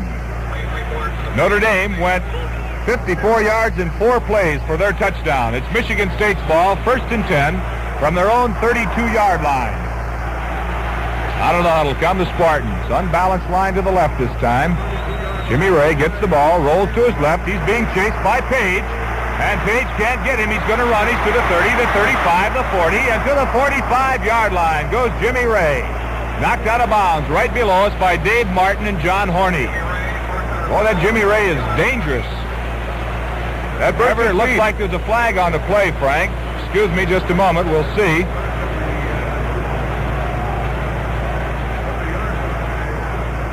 We have no official indication yet to what happened. He may have stepped out of bounds back there. That is the official call. Jimmy Ray stepped out of bounds back at the 32-yard line. So it's 2nd down and 11, a loss of a yard on that play instead of a big gain. Jimmy Ray goes back, rolls to his right, he throws over here, and it's complete and then knocked down. The receiver, Gene Washington, had that football in his hands for just a second. However, Tom O'Leary came up and really wrapped him, and it was ruled that he did not maintain possession. One of the things that makes Ray especially dangerous is he is so little, he is terrifically fast. Page and Hardy and Duranko put the rush on him. They're big guys, but they just can't catch up with the little guy as he scoots around him. Jimmy Ray has completed 3 of 7, good for 70 yards. Michigan State has the ball with 3rd and 11 from their own 31-yard line. Washington is split to the right. There's the snap. Here's the draw play to the fullback, and he's dropped right at the line of scrimmage by Kevin Hardy and Kevin Hardy and John Horney. Regis Cavender is stopped for a yard loss. In the rushing department for Michigan State, Jones has carried 4 times for 9, Lee 3 times for 13, Ray 9 times for 34, Cavender 5 times for 22. Gene Washington has caught 2 passes, good for 59 yards. Dick Kenny now in the football game to punt for Michigan State on 4th and 13. He stands at his own 15-yard line. There's the snap. There's the kick. It's an end over end this time, coming to Shane at the 40. He returns it to the 45, and believe me, that's all. Great defensive play that time for Michigan State by Alan Brenner, the fine end from Niles, Michigan. However, Notre Dame has the football with 3:06 remaining in the half, and they have it at their own 45-yard line. Tim Monty is the center for Notre Dame, replacing the injured Gedeke. 1st and 10 from the Notre Dame 45. Seymour is to the left. O'Brien is the quarterback. There's the snap. He rolls to his left. He looks. He throws. And it's over the head of the intended receiver. Way out on the far side of the field is number 28, Rocky Blyer. Looked like Gladjo for a moment. However, it was not. Defending on the play was Jess Phillips for Michigan State. Irish out of the huddle once again with 2nd down 10. The ball at their own 45-yard line. Jim Seymour split far to the left. Gladjo flanked a little bit to the right. I formation in the backfield. And back to pass. And the handoff now goes to Blocky Blyer. He's over the 45, over the 50, and into Michigan State territory at the 48-yard line. Good fake that time. O'Brien rolled to his right. Looked like he was going to throw and handed off late to Rocky Blyer, who moved the ball to the 48-yard line of Michigan State, where he was stopped by George Webster. Gain of 7 on the play. It's 3rd and 3. And Notre Dame takes a timeout. Well, every week, as it's been all year long, on the ABC radio network, Jimmy Morris along with Frank Sweeney, reminding you that these football games are sponsored every week by the B.F. Goodrich Company, the Straight Talk Tire people, and by State Farm Mutual, the world's largest car insurance company. The Michigan State 48-yard line. Seymour and Blyer to the left. O'Brien keeps the football over left tackle, and he does not get the first down. Hit very hard over there on the far side of the field by Bubba Smith. Also in on the stop, George Chatlos, fine defensive end. So we'll have a fourth down. The ball at the 47 of Michigan State. 4th and 2. 1 minute, 57 seconds remaining here in the first half. And into the ball game comes big Kevin Hardy to kick. He'll be standing at his own 40-yard line. Michigan State has the lead in this game, 10-7 if you joined us late. Hardy standing now at his 39. And there's a delay of game penalty being called against Notre Dame. So 5 yards will be marched off against the Irish. Hardy will be standing at his own 34 this time. Alan Brenner is back deep for the Spartans. There's the snap. Goodwin this time. Gets the kick away. High spiral. Bouncing at the 15. Takes a Notre Dame bounce. And it's stopped at the 2-yard line by Notre Dame. Down there very quickly for the Irish was Jim Seymour, and he batted that ball dead at about the 1-foot line. We're talking about having your backs to the wall. That's where the Spartans are right now, with 1 minute and 15 seconds remaining here in the first half. They got a back scratcher working for them, though, a 3-point lead, Jim. 51 yards on the kick by Kevin Hardy.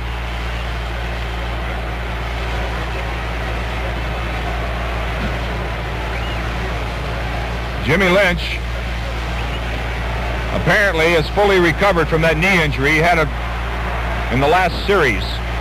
Out of the huddle come the Spartans. 1st and 10 from their own 1-yard line. Quarterback sneak by Jimmy Ray. Gets out to about the 3 or 4-yard line. Duranko, along with Jim Lynch, making a stop for the Irish. Notre Dame, I believe, is going to call a timeout here to stop that clock with 49 seconds remaining in the first half. That's exactly it. Notre Dame thus far, I believe, has called 2. Check that. I'm informed they've called 3. They have 1 remaining in this half. Not only do we have the number 1 team in the nation and the number 2 team in the nation fighting here this afternoon, we have a record crowd again on hand and a record number of sports writers and radio people covering the game. Interesting to note that there's a big high smokestack over here at the southeast corner of the stadium, and way up high they have a dummy hung in effigy, and MSU is number 1. 40 Michigan State out of the huddle now and up to the line of scrimmage. Ray, the quarterback, calls the signals. There's the snap. He gets the ball, rolls to his right. He's to have perhaps the 5-yard line, but that's all. John Horney, John Pergine, and Dave Martin all over there for the Irish, along with Tom O'Leary. And Notre Dame takes the timeout again, stopping that clock with 42 seconds remaining in the first half. Gain of a yard on that play, so it'll be 3rd down, 7 yards to go. Michigan State, the ball at their own 5-yard line. Notre Dame's used up its timeouts now, Jim, so they'll have to go against the clock. 42 seconds remaining here in the first half. Michigan State 10 and Notre Dame 7. And Dave Tecklin comes in at right guard for Michigan State, replacing Mitch Pruitt, with a play from Coach Duffy Doherty, the fine head coach of the Spartans. Here comes Michigan State up to the line of scrimmage. Flanked to the left side this time is Dwight Lee. There's the snap. Quarterback sneak by Ray, and he's out to the 7 or 8 yard line, shy of the first down.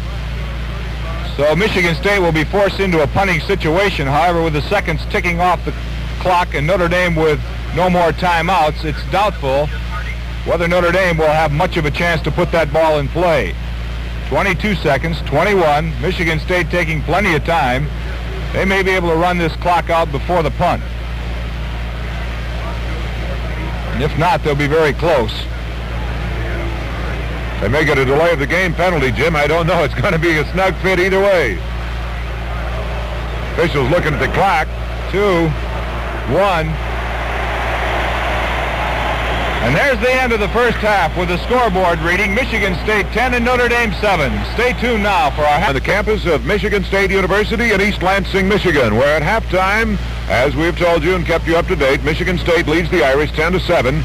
His first quarter of this ball game went by scoreless, but there was no doubt about it that Michigan State had the upper hand in that first quarter.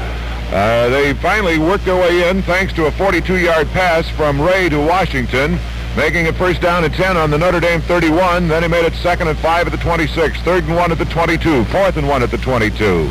And then Cavender went in on a 4-yard run, putting Michigan State on the score for the first time, 6-0. Kenny's try for point was good, and it made it Michigan State 7-0 over Notre Dame with 13 minutes and 20 seconds remaining to be played in the first half. Michigan State kept on moving downfield, couldn't go in for another touchdown, however, and Kenny had to settle for a field goal, making the score 10-0. With 4 minutes and 30 seconds left in the half, however, Coley O'Brien hit Gladio with a 34-yard pass, and Notre Dame got on the scoreboard 6 points, making it 10-6. Azzaro's try for point was good, and that's the score as we have it right now. Michigan State 10 and Notre Dame nothing. Down in the field, the Michigan State Marching Band about to entertain the crowd, and today we will give you some of that music. Well, all the eyes and ears of the nation, of course, are here at Michigan State this afternoon. And these two ball clubs are not letting them down. However, the fortunes of the football game have taken a strange turn for Notre Dame. If you were with us throughout the broadcast, Jimmy Morris mentioned that Nick Eddy took a tumble coming off of the train yesterday, re-injured his shoulder, and he has not been in the ball game for even so much as 1 second thus far. Terry Hanratty injured his shoulder and has been out of the game. Gedeke injured a knee, and he's been out. However, little Coley O'Brien has been filling in very handily, and Gladio has been doing yeoman-like work in place of Nick Eddy. So far this afternoon, I think in the capsule comment we might make about the Michigan State Ball Club is that they've been hard charging, they have been fighting, they have put up a stubborn defense, but the big difference as we see it is Jimmy Ray. He's a little guy, he's a scat back. Hardy and Page and Duranko and Rhodes will get him cornered, but they can't seem to maneuver just as fast as Jimmy can. Jimmy knows where he wants to go. They're trying to outguess him, and he's been getting away from them. Down on the field now, the Michigan State Marching Band, we'll give you some of that, but right now, a reminder that we'll have more halftime activities from Spartan Stadium after this word from Phil Foster for State Farm. Well, we'll see what this second half does. It's coming down to the wire now. Michigan State leading 10-7. Arab Farsegian and the Fighting Irish hoping to pull it out, maintain their number 1 ranking. And we've got a ding-dong second half coming up. There is the smokestack, and a Notre Dame man hung in effigy. And with the smoke almost going straight up, you realize that there is very little wind here today on a 30-degree afternoon. But we enjoyed the band at halftime. I guess the players were probably talked to in the dressing rooms. Chris, at this time of the season, everything that you've hoped, prayed for since the first day of spring practice, carried you through. In the case of Notre Dame, 8 games, Michigan State 9 games, is now all at stake in the final 30 minutes. Everything else rests on what happens in these 30 minutes. Joe Azzaro kicking off for Notre Dame. Frank Waters in single safety. Waters coming up to the 10-yard line. Moving up to the 15, the 20, the 25. And is down at about the 31. Let's see, the ball squirted loose. Let's see if it is ruled a fumble. No. Michigan State retains possession as John Pergine made a hard tackle on the play, and it'll be Michigan State trying to move the ball from its own 30-yard line. In the first half, Michigan State had the ball 34 minutes to 27 for Notre Dame. Pardon me, they had the ball 17 minutes to 13, which of course was the game plan that they wanted to use. They ran 34 plays to 27.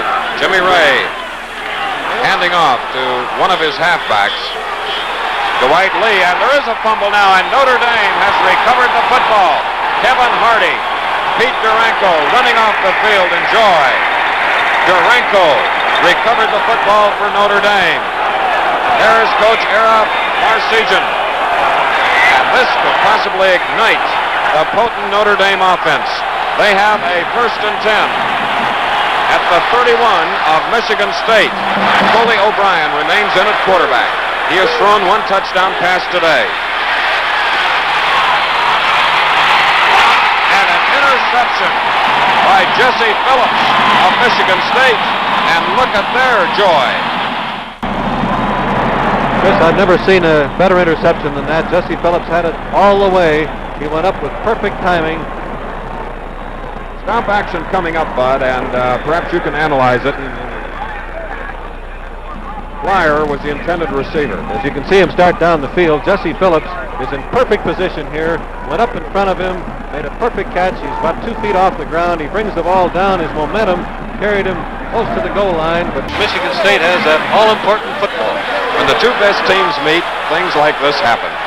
Jimmy Ray now with his back to the wall at about the 2-foot mark. Ray keeps. He is a nifty little runner. In fact, in the first half, he had some pretty good statistics. He moved that ball fairly well for Notre Dame on the ground, Bud. It's the same story, Chris. The defense being set for Clinton Jones, Cavender, Capisa if he plays, leaving it a little bit open for the unexpected back. Ray picked up 44 yards and 13 carries during the first half. Of course, the same thing is true counterbalance. Seymour has been thrown to twice, but has not caught a pass as yet. Jimmy Ray with Lee, Cavender, and Jones in the backfield. 2nd and 7 from the 3. Ray again. Pete Duranko there. Dwight Lee trying to block for his quarterback. Jim Lynch also in on the play, and there you see Lynch calling signals defensively for the Fighting Irish as Duffy Doherty shuffles guards with plays. It'll be a 3rd down coming up, 3rd down and about 6. This is as important a play as we'll have in this game. Michigan State needs the 1st down to avoid giving Notre Dame field position.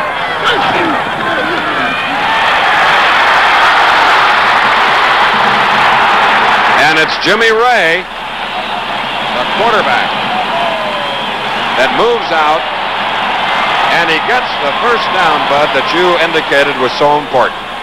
Great blocking that time on the quarterback sweep. Brenner blocked down, was able to pull the Notre Dame line in. The guards pulled to turn up the field ahead of Ray, and now they do have a reasonable shot at getting good field position. We have a record crowd of 80,011, breaking the old record of 78,733 at the Michigan game this year. Jimmy Ray, there's Gene Washington at the 20-yard line. Tom Shane covering on the play. Stop action videotape of the last play. Notre Dame, of course, not expecting the pass to be thrown. You can see Washington here as he starts downfield, breaking to the outside, a very simple cut, thrown low so that there's no chance of interception. His knee being on the ground, the ball is dead at that spot. 9 first downs for Michigan State. Another right here, and Ray has thrown 8 times. He has completed 4. Jimmy Ray moving up the middle. Larry Smith, the offensive center. Kevin Hardy on the tackle for the Fighting Irish. Jimmy Ray that time reading the defense, expected the 2 middle linebackers to blitz with the guards going to the outside. Automatic to the quarterback sneak to pick up the gain. And the line of scrimmage will be the 27 as our end zone camera shows you Michigan State. You see Ray getting under the center, Larry Smith. You see 26 Clinton Jones. Lee is 34. And it was Lee that got the handoff on a 2nd down play. Also on the previous shots, you could see the splits in the Michigan State line. The purpose, of course, being to spread out the tremendous size of the front 4 linemen of Notre Dame, Rhodes, Duranko, Hardy, and Page. So now, Bud, we have a 3rd down and 7. Notre Dame's defense forms now. The big men up front as Gene Washington splits to the right as we look on.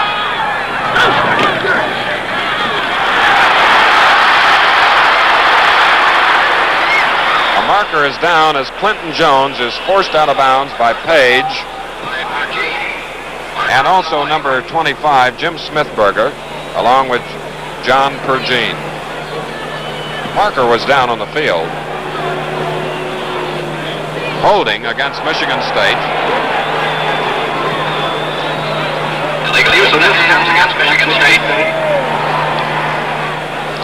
In the first half, Chris, Michigan State had 7 important third down calls. They only made it on 1, but here in the second half, the first time they had the crucial third down play, they did pick up the first down. It appears, of course, that they did not get it this last time. Notre Dame refusing the penalty in order to force Michigan State to punt. That's right. Because it's a 4th down and 7 for Michigan State. And Notre Dame will get its hand on the football for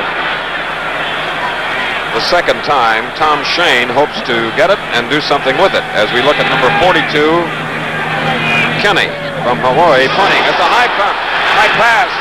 Gets it off beautifully. Tom Shane, fair catch at his own 42. Takes a cool young man to have that ball on a bad pass and then still get it away. Notre Dame takes over. Timeout here at Spartan Stadium in East Lansing. The score is Michigan State 10, Notre Dame 7.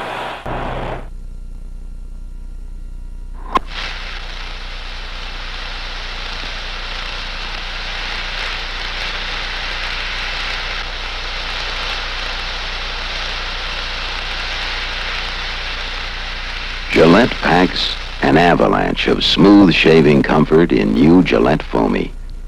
Nobody makes a lather like Foamy. So moist, so rich, so creamy. Nobody makes a lather like Gillette. Who's ready to swear off drunk hair? I am. My cowlick's drunk. Heads up will lick your cowlick. My hair's plastered. Heads up won't plaster down. It's based on a greaseless Wonder synthetic that's clean and natural. Grooms like water, only better. Won't dry up. You won't bottle what it's gonna make you heads up, hands down. Take the pledge. As we look at the Notre Dame offensive team, we'd like to point out that unfortunately, technically, electronically, we have lost all our cameras except the end zone and sideline cameras. So we'll try our best to cover it with just a few. Coley O'Brien to Bob Blyer, and Blyer is tripped up by Sterling Armstrong, number 31. So Notre Dame has moved from its own 43 out to the 48-yard line, a gain of 5 on Blyer's run.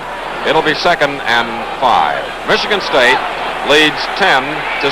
Notre Dame trying to fight back. Bob Gladio coming to the near side. Seymour split opposite.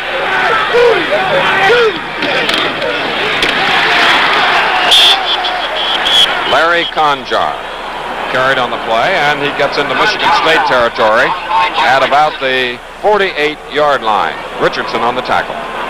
Once again, Notre Dame apparently feels that Michigan State is more concerned about their passing than their running. They've reverted to the running attack. A measurement now taking place, and you see less than a yard for a Notre Dame first down. So it'll be 3rd down.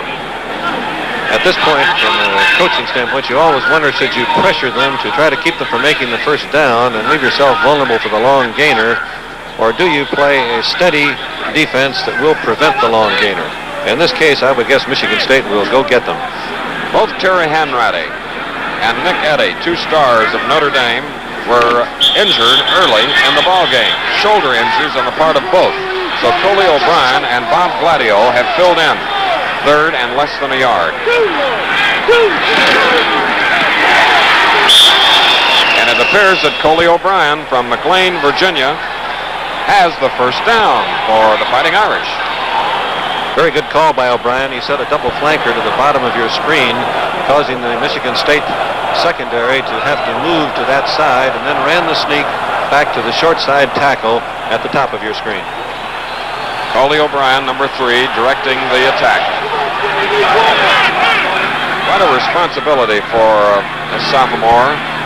Played some this year, but not a lot. Blyer inside the 45 of Michigan State. George Webster, the co-captain, made the play. Second down, second. We received word from the Notre Dame bench, Coach Era Parsegian, that neither Terry Hanratty or Nick Eddy will play today unless it's a dire emergency. Now, Bud, that can mean almost anything. It looks to me like it is constantly. Dave Haley is in the Notre Dame lineup now, going out on a pass. But the Michigan State pass rush, led by Richardson, 57, 82, George Chatlis and Bubba Smith, number 95, and look at the size, 6'8", 290 pounds. It's the first time this afternoon that the Michigan State rush has gotten to Notre Dame. It came at a very fine time for the Spartan cause because it gave them reasonable field position again. So now it is 3rd down and 19. Dave Haley, a speedster, is flanked to the near side. Blyer. The first man to nearly get Blyer was Bubba Smith, but then Charlie Thornhill filled in, the linebacker, along with George Chatlis. Blyer moves to the 48-yard line, a gain of 4, but it's going to be a 4th down and 15. And Alan Brenner, the sophomore for Michigan State, goes back deep, now joined by number 43, Frank Waters. Kevin Hardy will punt left-footed for the Fighting Irish. Good pass. Good. Beautiful.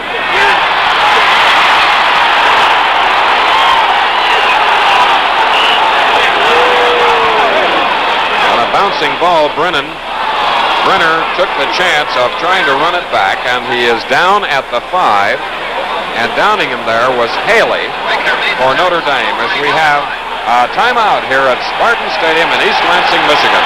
The score is Michigan State 10, Notre Dame 7. Now we return to our studios for this message.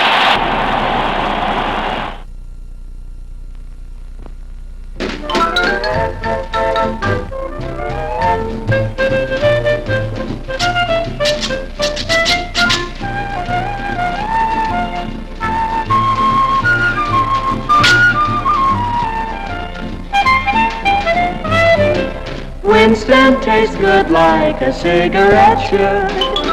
Winston tastes good like a cigarette should.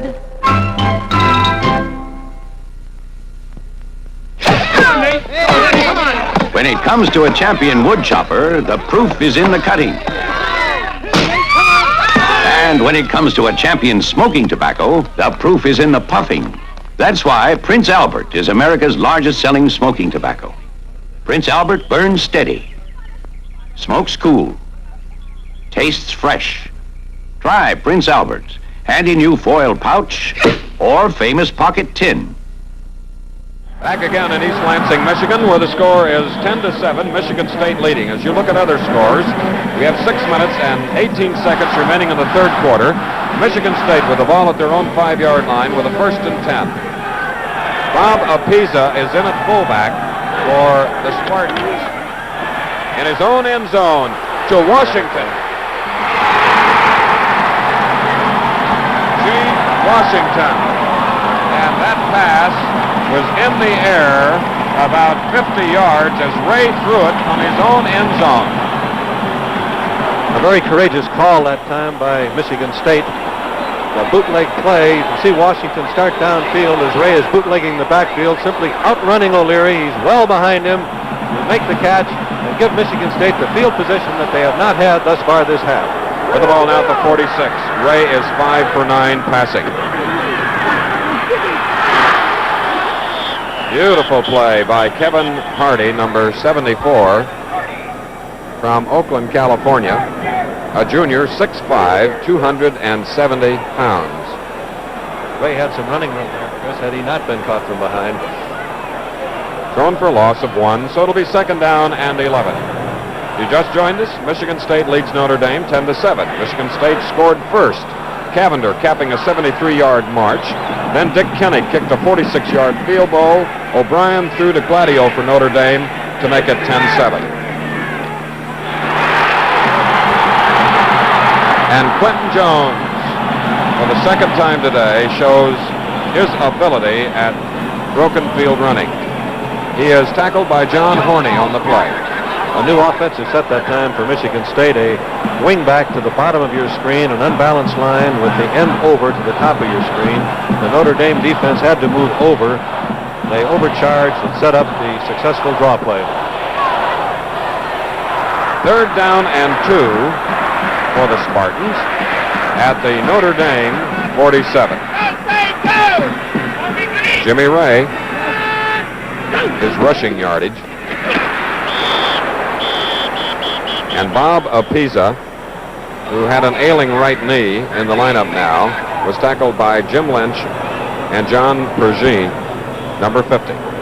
That's the 3rd time that Michigan State has had 3rd down and relatively short yardage. The only time that they have made it was when they scored their touchdown from the 4-yard line. On the other 3 3rd and short yardage situations, the Notre Dame defense has been able to close them off cold. There's Tom Shane, and with his low-cut shoes on is Hawaiian Dick Kenny. High pass again. Tom Shane looking at it, calling for a fair catch, but then allows it to go into the end zone. There'll be a touchback. Very wise decision on the part of veteran Tom Shane, number 7. Saturday afternoons in the fall mean colorful football right here on ABC. With timeout, the score is Michigan State 10, Notre Dame 7.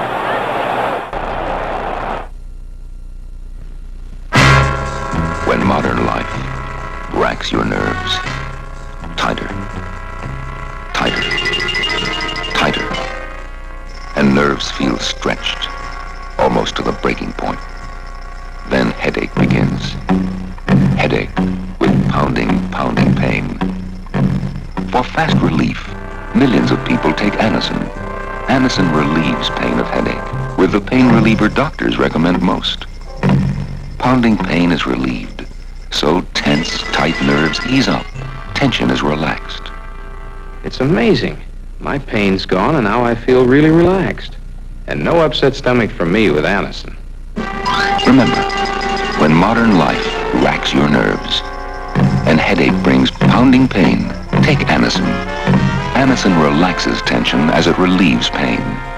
Anacin for fast relief. Remember that ABC Sports will be bringing you all the color and excitement of postseason bowl games as soon as the regular NCAA season is concluded. You'll see live and in color the bowls, the names of which you are looking at right now. Be with us for all the action exclusively on ABC. Thus far in the ball game, Coley O'Brien has thrown 10 passes, completed 4, 1 for a touchdown to Bob Gladio. Hanratty, when he was in, threw 4, completed 1. Gladio comes to the near side, as does Seymour. You see him at the bottom of your screen from the 20. Coley O'Brien. At the 30, that is Blyer. 5 for 11 now. Jim Summers made the tackle for Michigan State. That's the possession-type pass, Chris, we were talking about before the game. When Notre Dame scored their touchdown, they were able to hit 2 of those. When the secondary comes up to cover them, they leave themselves open for the long one, which resulted in the Notre Dame touchdown. RI formation. Conger, Blyer, along with Gladio behind O'Brien. Good fake by O'Brien. Conger, the fullback, stopped by Drake Garrett on the play. And Coley O'Brien now, going to the air, has moved the Fighting Irish to the 47 and a first down. Dave Haley comes into the Notre Dame lineup replacing Bob Blyer. He wears number 22 on his white jersey. Conjar was hit as he caught the ball. He did a great job to hold it. Jim Seymour to the far side. Gladio opposite.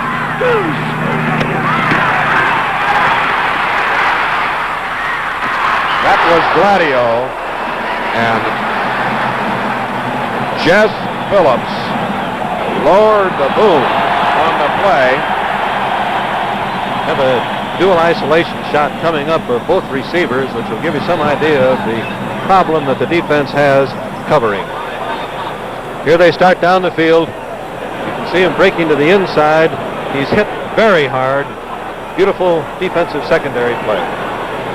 You just saw both receivers on a dual isolation videotape setup. Now it's a second down and 10. Blyer is back in the lineup.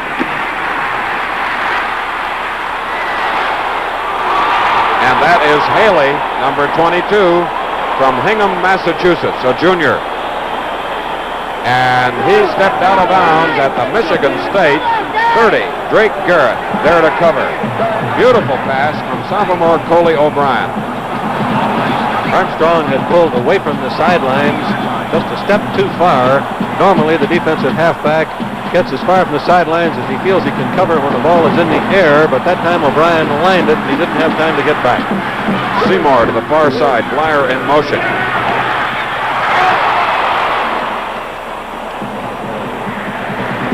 Tackle eligible play, Bud, on the last one.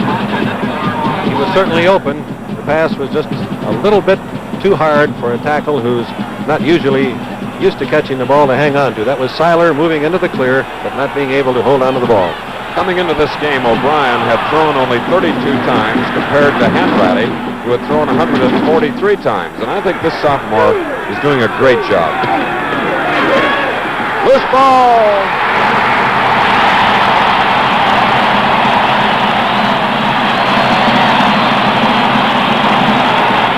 Larry Conger fumbles. Sterling Armstrong recovers. And let's watch it again as a penalty marker is down on the field here at East Lansing. My, what collisions. They are really hitting hard. They certainly are, Chris.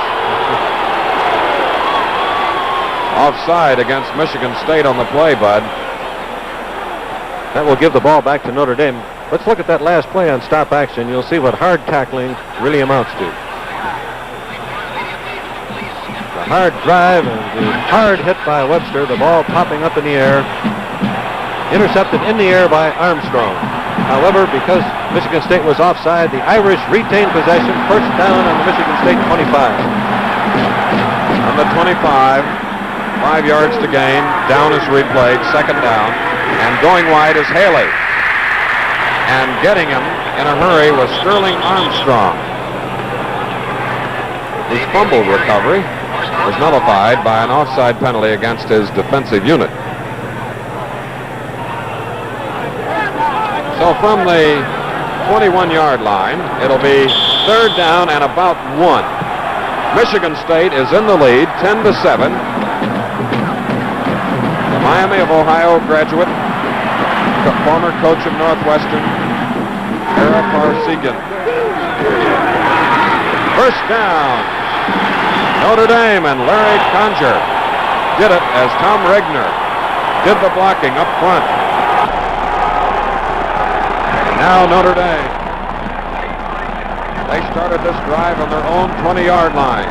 They have now progressed to the Michigan State 17. First time all day, Chris, we've seen them in a totally tight formation that gives you more power blocking along the line of scrimmage on a crucial third down play. Now we have a flanker in Haley at the right of your screen. At the left, that is Seymour. Blyer. Blyer knifes his way to about the 12, and Jim Summers makes the stop. There is Blyer, number 28 for Notre Dame from Appleton, Wisconsin, a junior. The number 2 pass receiver on the Notre Dame roster. So now we have a second down and about 5. Seymour and Haley to the near side. Conjar, the senior fullback, carried on the play, the number 2 rusher. And George Webster is in on the stop, along with Charlie Thornhill, as we have a Michigan State substitute. Nick Jordan comes back in the lineup, Bud. The power of the Irish running has forced Notre Dame, Michigan State out of their 4-3 into a 5-2. With Jordan coming into the game, they probably will be in a 6-1 this time. A single man behind the quarterback, O'Brien. 3 potential receivers are out, and there they go. Coley O'Brien, they're covered. Jeff Richardson, number 57, stops O'Brien. O'Brien sent out 3 receivers. At the end of the third quarter here at Spartan Stadium in East Lansing, Michigan, the score is Michigan State 10, Notre Dame 7.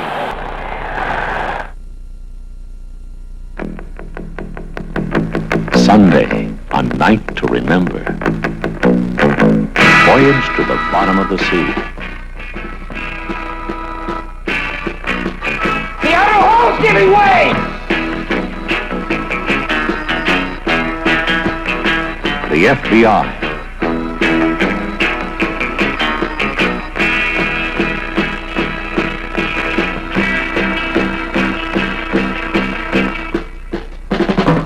The ABC Sunday Night Movie.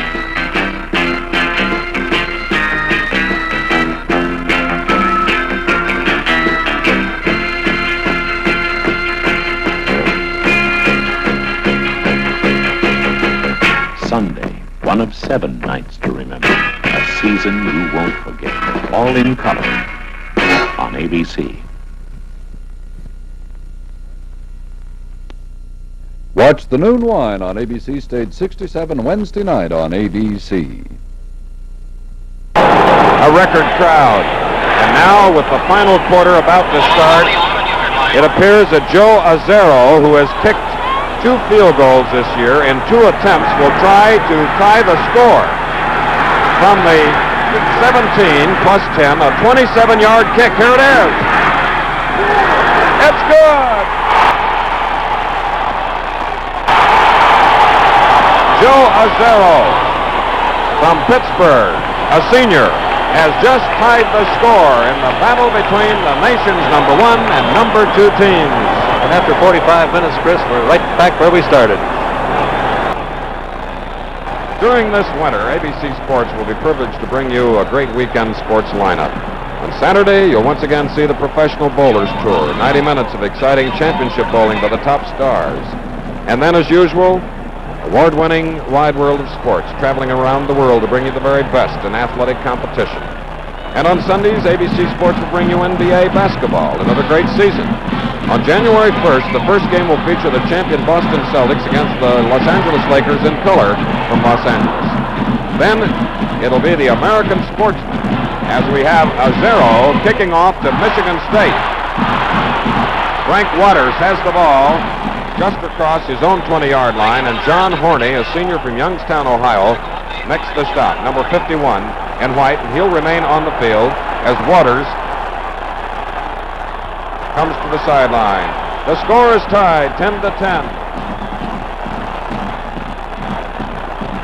The game of the decade, I think you'll agree, has lived up to all its advanced billing as Duffy Doherty is on the near side of the field, cheering his boys on. Gene Washington now to the near side.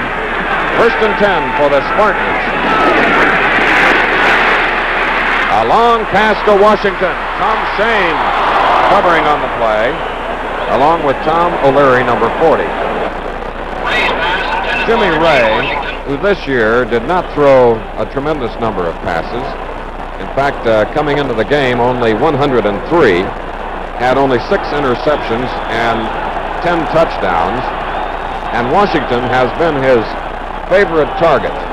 Washington, number 84, had caught 7 touchdown passes from Ray. It appeared that time Notre Dame was ready for the long shot to him because both O'Leary and Shane were covering. From the 22, it's 2nd down and 10 for Michigan State with the score tied. Washington.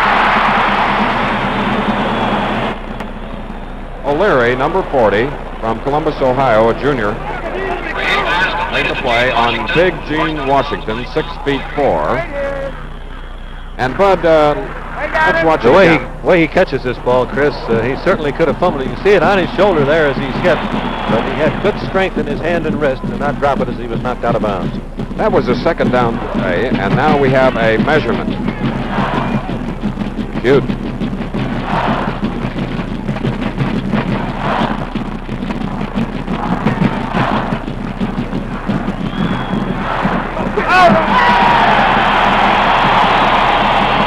All right, the cheer from Michigan State Rooters, another 1st down. Washington was open on that last pass, largely because the Michigan State backfield faked to the top of your screen that moved the linebackers that way and set up a one-on-one situation for Washington against O'Leary.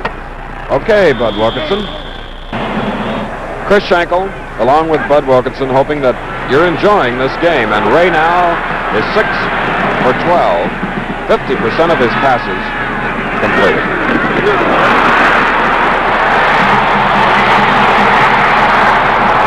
And look at him rush. Jimmy Ray, the junior from Fayetteville, North Carolina. Chris, again, that's that play we talked about where Ray looks at the defensive linebackers, and if it looks that they're going to blitz down the middle with the guards going to the outside, it's an automatic check with his guards and center simply blocking those two shooting linebackers, and that time, of course, it's set up perfectly. From the 34 to the Notre Dame 46, first down. Clint Jones, who is being most certainly keyed on in this ball game, stopped by number 74, Kevin Hardy. All 278 pounds of him. What a tremendous athlete. And he's only a junior.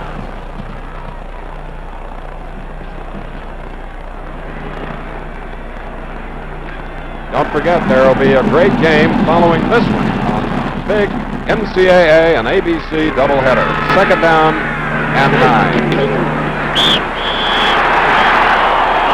And busting through was Jim Lynch, number 61, the captain of Notre Dame.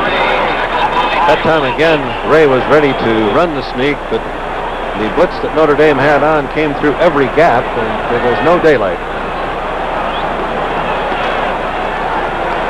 Notre Dame defense has allowed only an average of 75.5 yards per game this year, ranking in the top 10 of all the schools in the nation.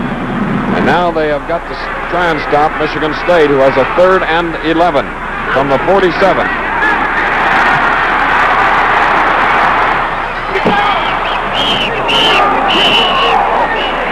Incomplete. A marker is down. There you see an illegal motion signal from the referee, Howard Wirtz. He is talking to Captain Jim Lynch of Notre Dame. It was a 3rd down and 11 play with the score tied 10-10. The penalty, the illegal motion penalty, has been declined. The last 2 times Notre Dame and Michigan State has had to punt, the pass has been awfully high. I know that Kenny this time hopes it will be right in his hands so that he will be able to get the kick away with good timing, hopefully close to the Notre Dame goal line. Tom Shane is deep, number 7. And it's sky high. Fair catch at about the 7-yard line. I was surprised to see Shane catch the ball there, Chris. Normally, safety men do not handle the ball inside the 10-yard line. I think he lost track of where he was on the field. It's time out here at Spartan Stadium in East Lansing, Michigan, where the score is Notre Dame 10, Michigan State 10.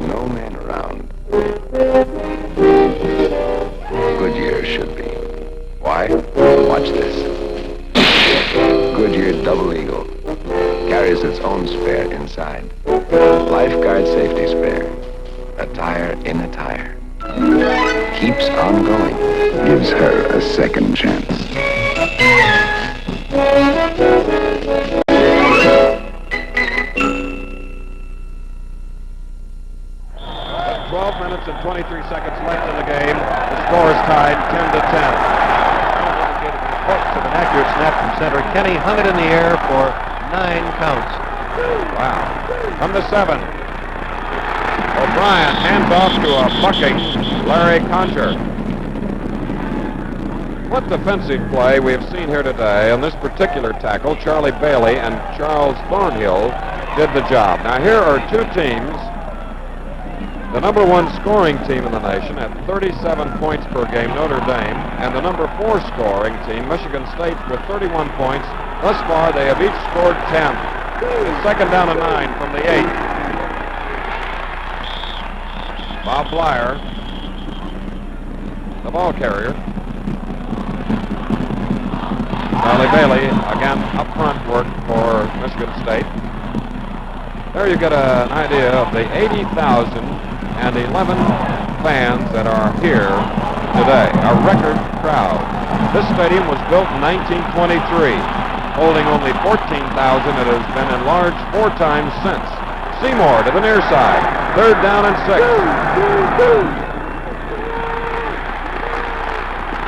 And Blair was gunning for the first down, and let's see how near he came. It doesn't appear that he made it, as Bailey and Jim Summers made the stop for Coach Duffy Doherty.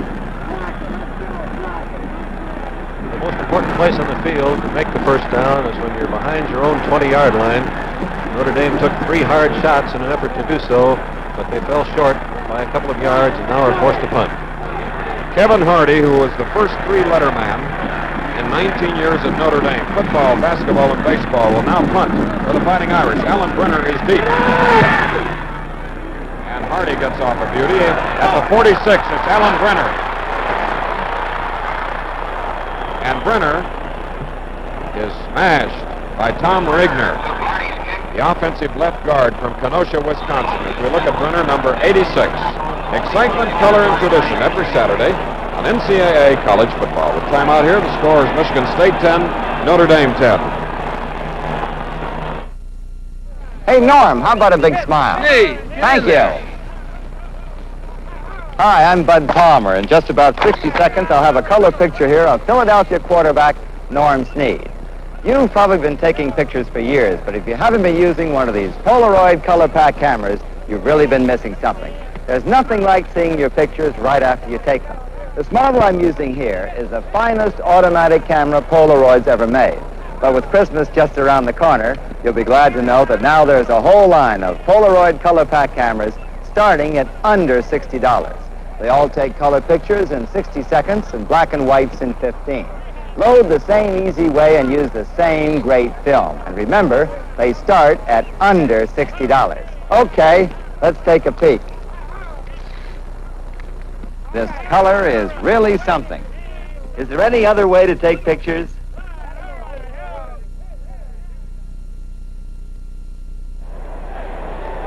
With the score tied, we'd like to remind you to stay tuned immediately following this game for college football today, as Jim McKay and Kyle Road will be on hand to bring you all the scores. And don't forget the second game of today's doubleheader. Bob Apiza from Honolulu, Hawaii, one of 3 Hawaiians on the Michigan State roster, carried, and Pete Duranko made the stop. I'm certainly impressed with the marvelous punting of Kevin Hardy of Notre Dame. He's kicked 6 times for 43, 39, 42, 51, 47, and 47 yards from the line of scrimmage. That's truly booming it. And as we pointed out earlier, it's the first time that he has punted during this season. But Cavender has replaced Bob Apiza in the lineup as Clint Jones. Again, tackled by punter, defensive tackle, Kevin Hardy.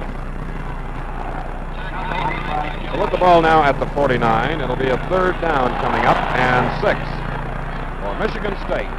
The score is tied, 10-10. 2 field goals, one by Dick Kenny from 46 yards out, and Joe Azero of Notre Dame kicked one of 27 yards. Washington to the near side, Lee a wingman to the opposite. There's Washington. So for Michigan State, it is 4th down. That last play was a very good indication of the value of being able to roll out. Ray was rushed over the middle, but was able to roll out and get the pass away. You can see Washington was open, but the rush was just hard enough to have the ball thrown slightly too high and incomplete, forcing Michigan State to punt. And again, we see Dick Kenny and Tom Shane, number 7 of Notre Dame. Score tied, 10-10, 8 minutes, 52 seconds left in it. Up in the air, a total of 8 seconds, allowing those kick coverage men to get there the minute Tom Shane caught the ball. When you get that good snap from center and you time it properly, you have a kicker of Kenny's ability, you have what it takes to maintain field position. All right, Bud, and now it will be Notre Dame getting the ball. It was said that the kicking today would probably play an important part in the outcome. We're in the fourth and final quarter. Seymour to the near side. Coley O'Brien gonna keeper. Dwayne McIver, and there's Era Parsegian. Also into the play for Michigan State was senior co-captain George Webster from Anderson, South Carolina. He made a great play, Chris. The fake to the fullback was excellent. As you can see him here, getting ready. He'll watch the fake to the inside, avoid the blocker, move to the outside. Great recovery and a very fine tackle. 2nd and 9 from the 14, Coley O'Brien. And Seymour drawing triple coverage. Led by Jim Summers, the defensive halfback. That was the third time that they've tried to throw to him today, Chris, and as you pointed out, with those 3 men around him, it's easy to see why they don't think he's the #1 target. There is Coach Duffy Doherty, Syracuse man, a native of Barnesboro, Pennsylvania. And an old player of mine. That's right. Seymour to the near side, 3rd down and 9 for Notre Dame. Seymour is there, but the pass was high. Causing perhaps the inaccurate pass was a rush by Jeff Richardson. Let's see dual isolation and see what the pass patterns were of Notre Dame. As you can see, both receivers going downfield. They do spread the defense, and that time Seymour was open because they had a flanker on both sides of the field, as you can see, with a dual isolation. So it's Kevin Hardy that will punt once more. Alan Brenner is alone in single safety. A fine punt, a fair catch at the 48 of Michigan State. So actually, on the exchange, Notre Dame gained 1 yard. It's timeout here at Spartan Stadium in East Lansing, Michigan. The score is Michigan State 10, Notre Dame 10. And now we return to our studios for this message.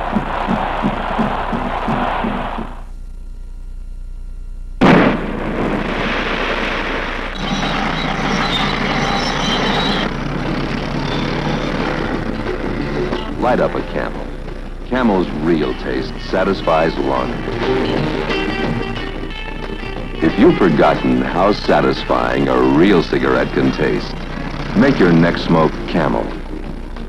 Camel's real taste satisfies longer.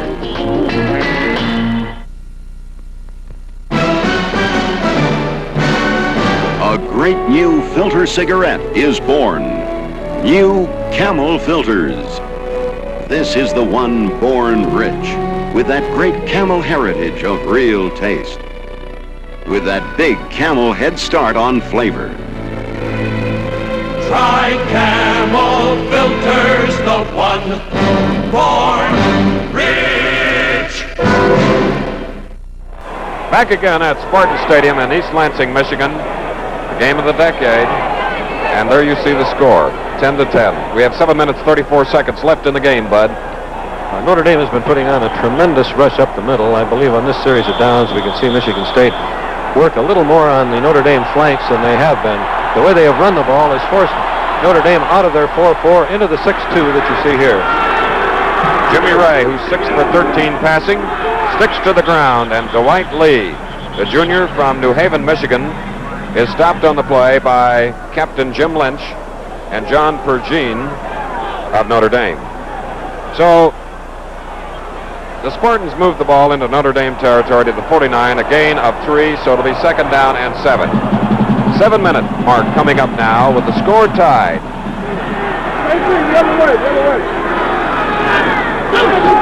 Our I formation, they pass from it.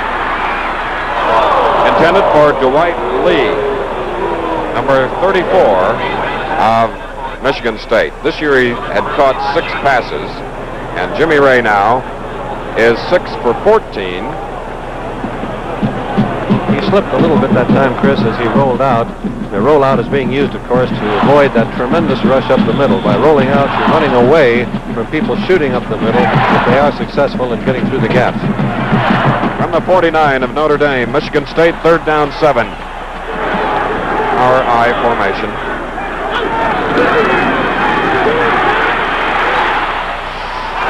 intercepted by Tom Shane.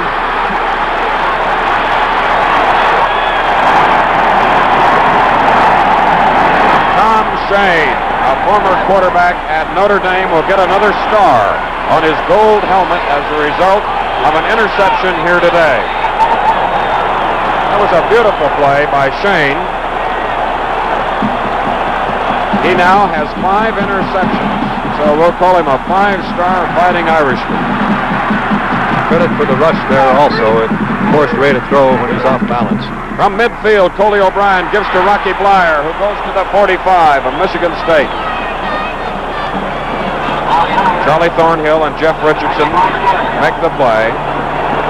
So, you Notre Dame fans, you have a little life, as Notre Dame's Tom Shane came up with the interception, and there's the Notre Dame coach. From the 45 now. It'll be 2nd down and 6. Dave Haley is to the far side along with Seymour at the top of your screen. Coley O'Brien gets a rush, and he got a rush that was tremendous by Charlie Thornhill, number 41. Second time that the rush has gotten home to O'Brien, and it was very fortunate because the receiver was wide open. So now we'll have a 3rd down and 6 coming up for Notre Dame at the 45 of Michigan State. 10-10 with about 6 minutes left in the game. Seymour to the near side. Dave Haley, a junior, to the far side, top of your screen.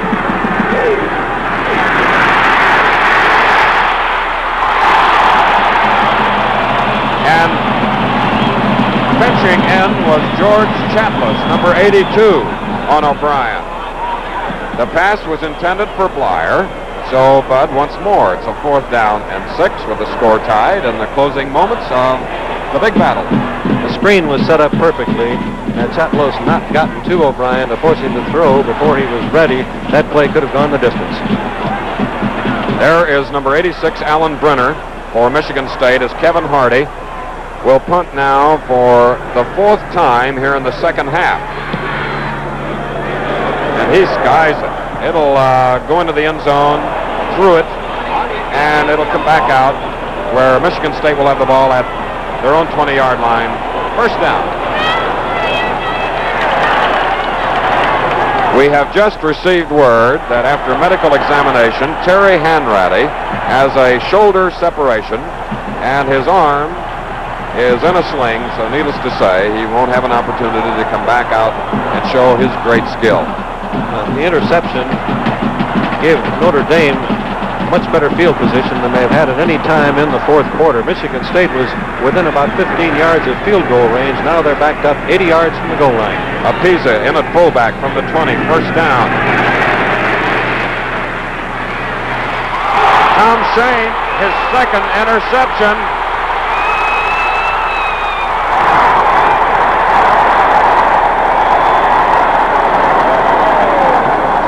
Shane gets his 2nd interception in a matter of a few minutes here. Let's watch the stop action on the play. On this particular play, Shane looks as though he's Willie Mays patrolling center field. The receiver starts downfield, breaks to the inside, and here comes Shane. A perfect catch. He picks up beautiful blocking, moves the ball to the 18-yard line. And now, of course, Notre Dame is in field goal range, even if their offense does not move the ball to the goal line. And from the 19-yard line, it was Larry Conjar, the fullback, that carried for the Fighting Irish. We have 5 minutes, 35 seconds left in the game with the score tied. Jeff Richardson on the tackle.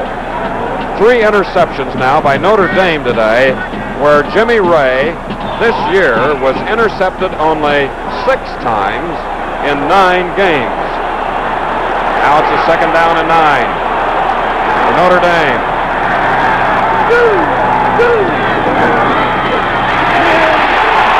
Dave Haley. We have to salute Haley for not fumbling the ball because Bubba Smith and Charlie Thornhill, along with Phil Hoeg, really hit him. Michigan State took the big gamble that time. They poured 8 men through single coverage on any receivers, but they were gambling Notre Dame would not throw the ball. So it'll be a 3rd down and 17. from the Michigan State 24 as a result of that loss when play is resumed.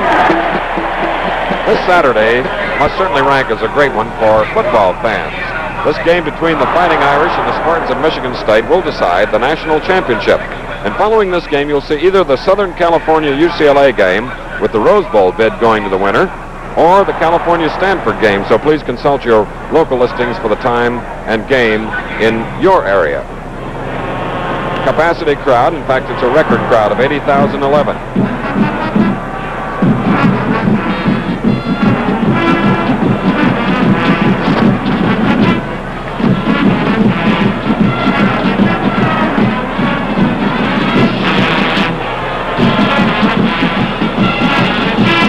This coach, Ara Parsegian, has made a defensive change for the Fighting Irish. Cranitti has come into the lineup. He wears number 21.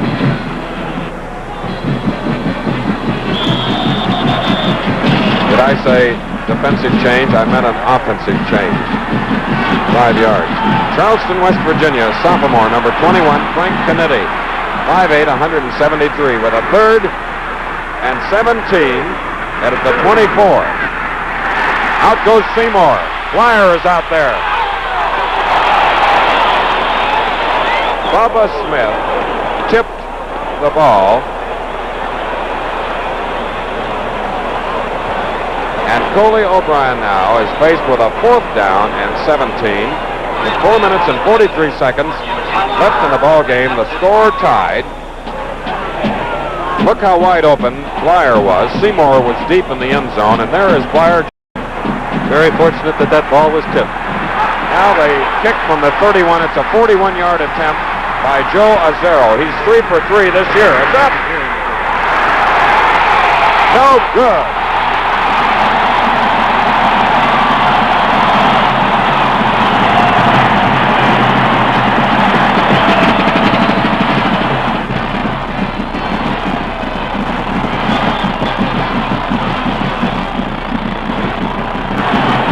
Two teams that have all the array of weapons necessary for exciting offensive football and all the defensive giants necessary to stop attacks. Here in the second half have reverted to the kick and football, and now Michigan State 1st and 10 from their own 20.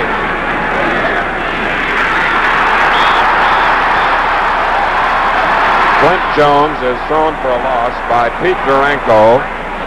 240 pounds, number 64. Time left. Score tied. The draw play is supposed to slow up the rush, but that time Duranko read the draw so well that instead of slowing up the rush, it resulted in a loss for Michigan State and will do nothing to change the Notre Dame defensive tactics. Gene Washington to the near side. Dwight Lee is a flankered opposite. Second and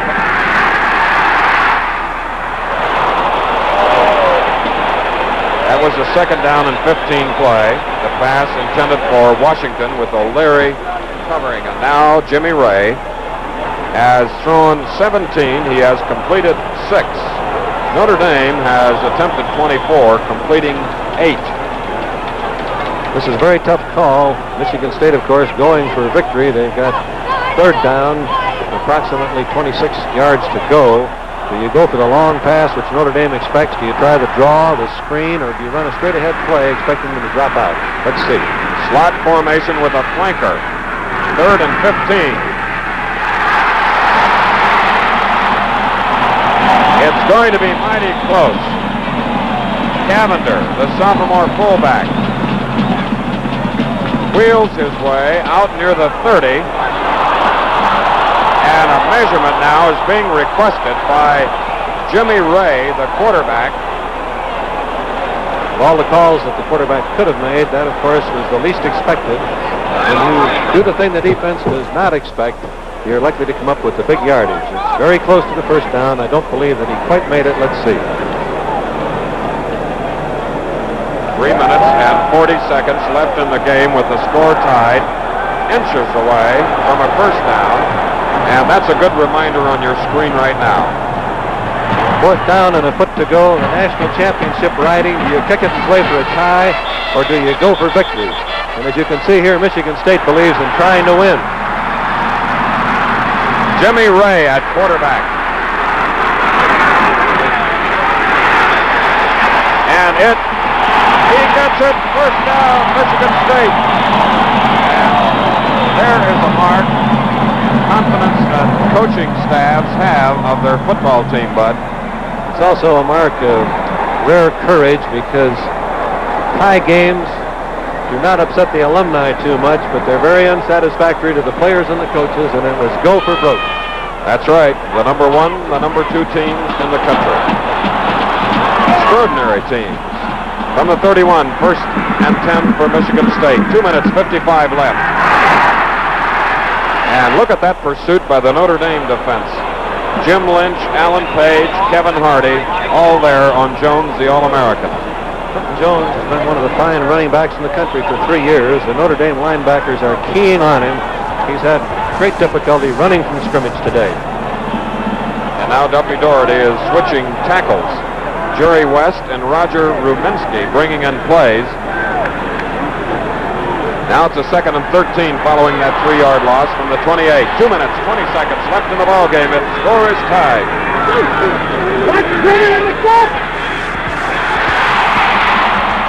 And the man that has been seldom used, Alan Brenner, gets the forward pass and brings Michigan State out to its own 36-yard line for an 8-yard gain. It's 3rd down and 5. A great example of what we call a series play. You notice the Notre Dame linebackers swarm all over Clinton Jones. That was the fake to Clinton Jones going to the top of your screen. The linebackers moved with the fake that made Brenner open, picking up good yardage.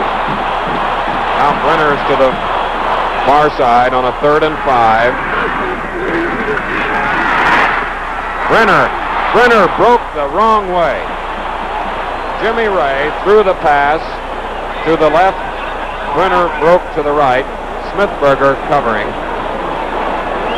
Let's watch the wrong way pattern of Alan Brenner, but perhaps the quarterback, Bud, could have thrown it wrongly. With this kind of noise, sometimes you don't hear the signal. As you could see, he thought the pass was coming to his inside. He was surprised when it went to his outside. So it's a 4th down, and kicking will be Dick Kenny. Tom Shane is back. There he is. 1 minute 35 seconds left in the game. Fair catch called for at the... Oops. Notre Dame's Tom Shane recovers his own fumble. But do both teams want this ball game? Wow. Such collisions. The fair catch is supposed to be an easy play to execute, but with tension as high as it is now, Chris, there is no easy play. Right. And we have 1 minute and 24 seconds left in the game. 10-10, Michigan State and Notre Dame. Neither team has taken a timeout thus far, Chris, in this half, so they will be able to use quite a bit of this clock. Foley O'Brien filling in for the injured Terry Hanratty. Fakes beautifully. Gets a block from Conger. And then trips over his own man.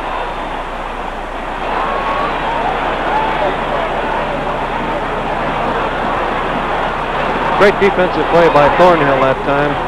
He was blocked, he fought through the blocker and almost through the blocker into the ball carrier. The play looked like it would pick up a great deal more than the 4 yard. 47 seconds left in the ball game. 2nd down and 6. Score tied. Here's Foley O'Brien. Rocky Blyer. George Webster is number 90. And let's give credit to another Michigan State man on the far side who assisted on the play. Bill Hoeg, number 36.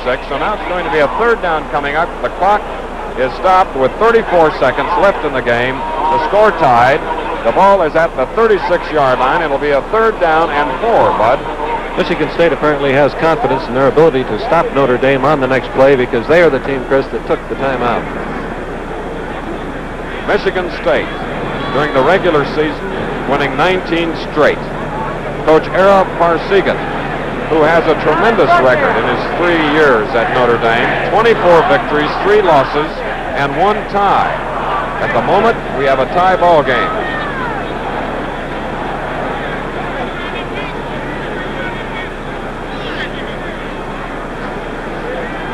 But 34 seconds isn't really a long period of time. Well, it is if Notre Dame can pick up this first down, because they will have good field position with 4 timeout remaining. It doesn't take very long to run a play, Chris, when you can kill the clock, even if you do not get out of bounds, and it gives you the whole field from sidelines to work on offensively. Haley goes to the far side. Seymour to the near side. 3rd and 4. That was Conger that was trying for the first down. Let's watch it closely.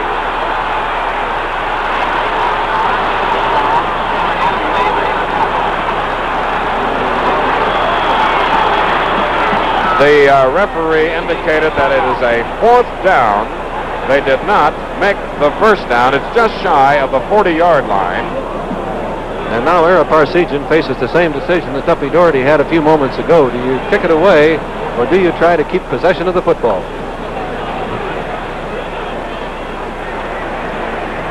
Terry Hanratty is over there directly behind Ara Parsegian. Boy that sustained a shoulder separation early in the ball game, and we have to salute Coley O'Brien for filling in so capably.